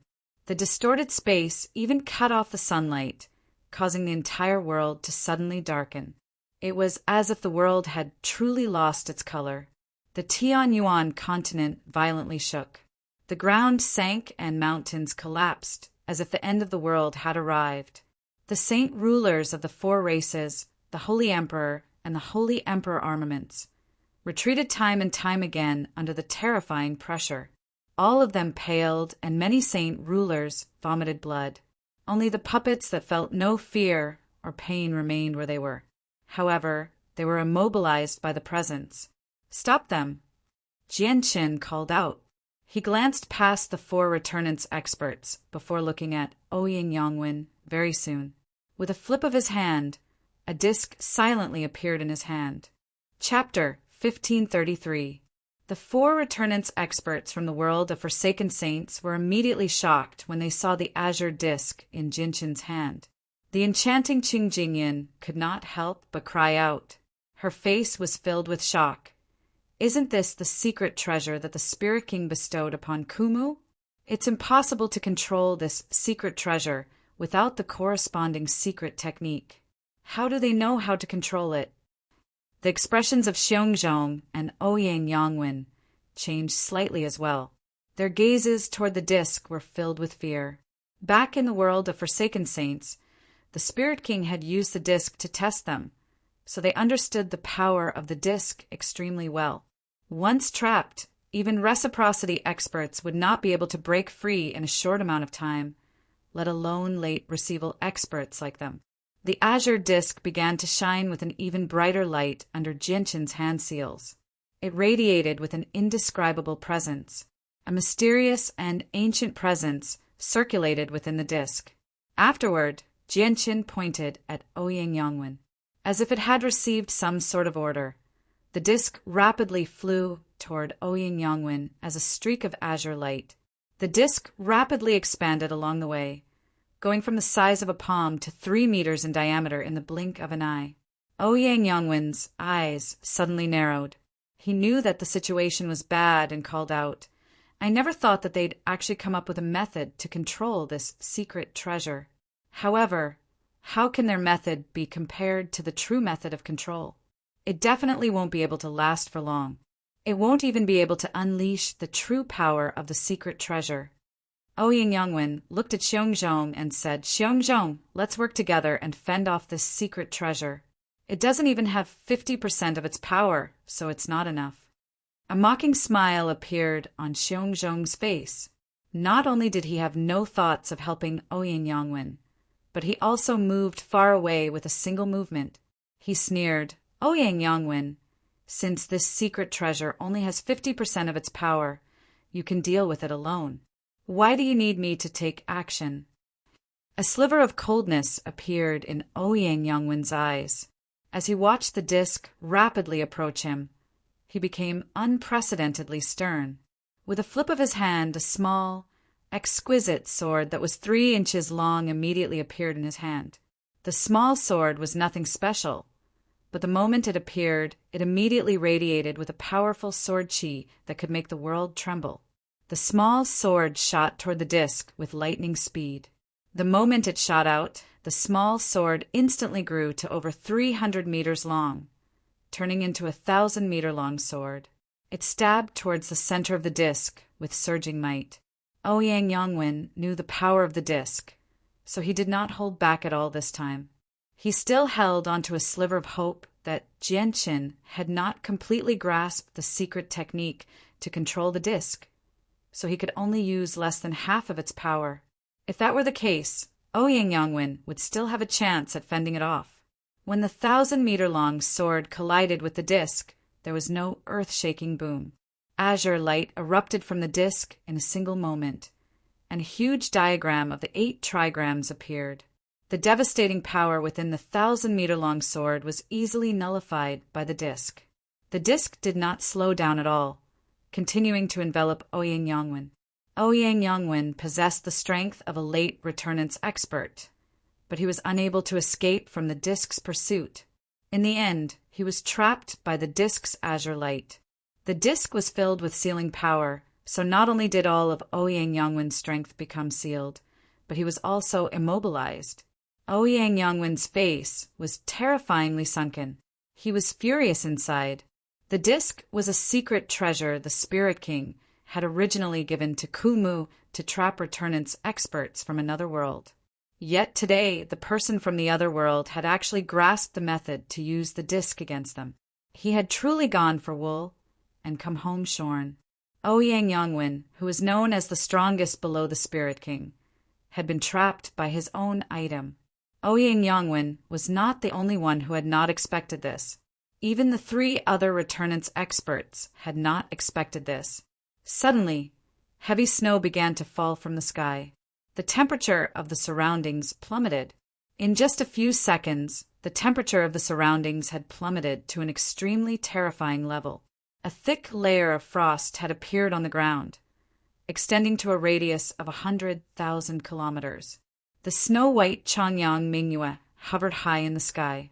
She spread her arms and raised her head slightly. She stared at the sky as if she was embracing the world.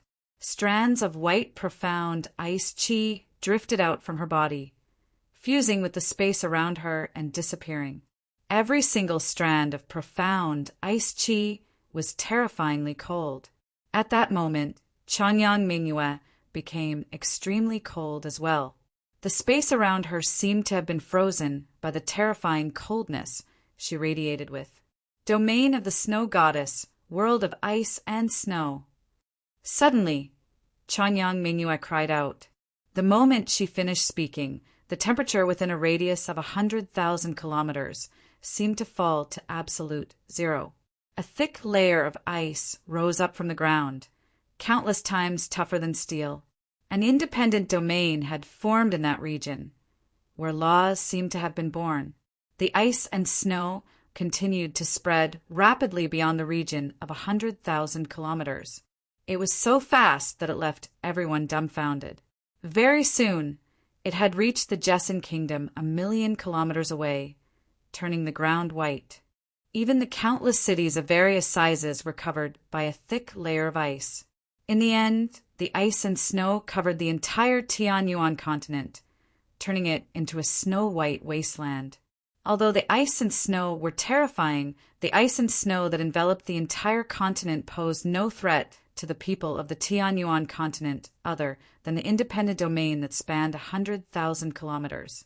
Oh no, my strength has actually been suppressed. What is this ability that can weaken my strength? Cheng Jingyun's face changed as she became shocked. My strength has been weakened as well. The extremely old returnance expert, Gong Shiming, said with a heavy voice. He sternly stared at Changyang Mingyue and said, I never thought that there would be more than one returnance expert in this world. Instead, there would be 3. An ability that can actually suppress a mid-returnance expert with strength at early returnance is impressive, but it's useless against late returnance experts. Xiongzhong indifferently glanced at Changyang Mingyue. He did not take her to heart and instead looked at Jianqin. He said, Our battle is not over yet. Your 2 swords are fated to become part of my collection. With that, Xiongzhong directly charged toward Jianqin. Jianqin showed no fear. He coldly said, My azulite swords aren't that easy to take. Let's fight in outer space. Jianqin stood on the Ziying swords and shot into the sky as a violet streak of light. He vanished into the horizon in the blink of an eye. I'll go deal with that woman. Even though 1/10 of my strength has been suppressed, it's more than enough for me to deal with an early reciprocity expert with my strength at mid-reciprocity. Cheng Jingyun stared at Changyang Mingyue and bewitchingly smiled. She directly charged toward her. Gong Shiming looked at Xiaoling and said with his old and rather hoarse voice, Leave the last returnance expert to me then. Chapter 1534. Out of the 4 returnance experts from the world of Forsaken Saints, Xiongzhong and Jianqin had gone to outer space, while Gong Shiming had been lured into battle by Xiao Ling high in the sky. The snow-white Changyang Mingyue had already finished casting her domain of the snow goddess.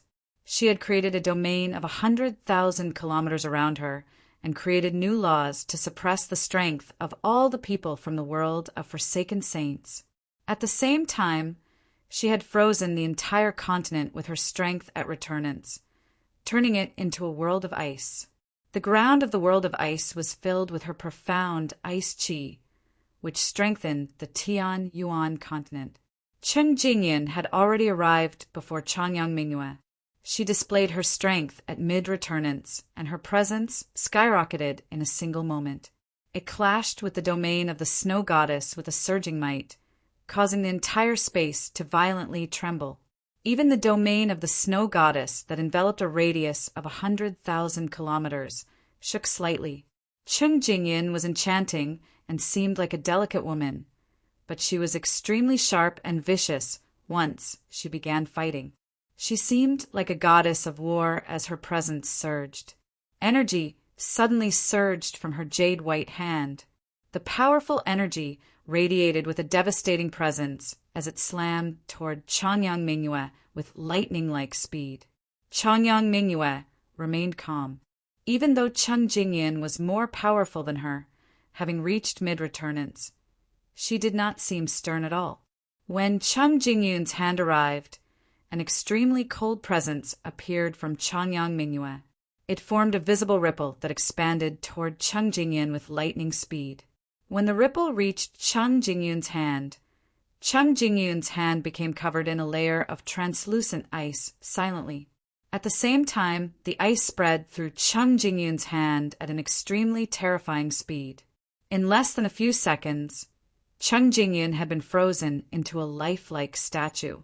Changyang Mingyue slowly raised her hand. She moved extremely slowly, but when she raised her hand, a terrifying coldness immediately permeated the surroundings, causing the space around her to crackle. The space there had been frozen into extremely tough ice, and Cheng Jingyun was affected as well. The terrifying coldness invaded her body, freezing her vitality and solidifying her blood. At that moment, Cheng Jingyun seemed to have been assimilated. Even her life seemed to have formed a wondrous connection with the space around her. At that moment, Cheng Jingyun even had a wondrous feeling. At that moment, she seemed to have become a part of the ice and snow. Not only her body, but even her life and soul had become one with the world of ice and snow around her. At this moment, Changyang Mingyue's hand was raised to her chest. She suddenly struck out, and with that, the frozen space immediately shattered like a mirror, producing a heavy thud. The layer of translucent ice around Cheng Jingyun also shattered at that moment with a clear sound. Cheng Jingyun seemed to have been assimilated the moment she was frozen. Her body, vitality, and even soul had all turned into ice, fusing with the world around her. Now that the space had been shattered by Changyang Mingyue's palm strike, it was not just the space that had shattered, nor was it the layer of translucent ice around Cheng Jingyun. At the same time, Cheng Jingyun's body, vitality, and soul had shattered as well. Spurt! Cheng Jingyun opened her mouth and spat out a mouthful of blood. Her complexion instantly turned incomparably pale. On her body, her clothes instantly turned into ice shards and fell from the sky, revealing her alluring, devilish body. However, at this moment, her delicate body was no longer snow-white. Instead, it was dyed red by the blood flowing out from countless pores on her body. Her entire body was bathed in blood. What is this ability? Cheng Jingyun's eyes widened as she stared at Changyang Mingyue in shock. Disbelief flooded her face. With her strength at mid-returnance, dealing with an early returnance expert would be a piece of cake even if her strength had been weakened. However, the outcome was the exact opposite. She had actually been injured by Changyang Mingyue in a single clash. Moreover, this injury was extremely severe. Not only did her body suffer great damage, almost shattering like a piece of ice, but even the majestic upgrade in her body seemed to have been cut off by a layer, damaging her vitality. Even her primordial spirit was injured, giving her a splitting headache. Cheng Jingyun was extremely shocked. Was the Snow-White woman really at early returnance? Why was she so terrifying? She had never seen or heard of such a strange method of attack. This is an ability I created myself. It's called Depend on Fate. All creatures frozen by the ability will completely fuse with the profound ice. If the profound ice is fine, you will be fine. If the profound ice shatters, you will die. It's a pity that my strength is limited, so I can't use the full power of the ability. Otherwise, you would have shattered with the profound ice already, Changyang Mingyue said indifferently. Changyang Mingyue nonchalantly replied. However, a sliver of doubt and confusion immediately appeared in her eyes after she said that. She had no idea when she had created the ability or why she had said something like that. Afterwards, she thought about the domain of the ice goddess that she had just used and became even more confused. She even became rather lost. She had not learnt these abilities in the ice goddess hall at all, yet she seemed to have learnt them all of a sudden. She had used them subconsciously. Why is it like this? Changyang Mingyue asked herself. She suddenly felt extremely lost. At this moment, she could not help but recall some of the things that Protector Shui had said to her in the past, as well as her respectful and obedient actions towards her. Am I really the snow goddess? The holy maiden of the ice goddess hall in the saints' world? the ice goddess, is my sister? Chanyang Mingyue thought. In the past, she had never believed any of this because she did not have any memories related to this matter. However, she had suddenly learnt abilities she had never come in contact with before for no reason. Moreover, she seemed to know the abilities in the past, but she had temporarily forgotten about them. She had only remembered them today. All these signs indicated that she had forgotten a part of her memories. I'm not the snow goddess. I'm Chanyang Mingyue. I'm the second young lady of the Chanyang Prefecture. Chanyang Mingyue fell silent for a while before suddenly becoming agitated. She was no longer able to maintain her composure. She yelled out crazily and attacked the heavily injured Cheng Jingyun as hard as she could. Chanyang Mingyue was not happy at all after learning this. Instead, she felt extremely pressured. She did not want to become another person, much less admit that she was the snow goddess. This was because she had heard Protector Shui say that she and Genshin were from two different worlds. They would become enemies sooner or later.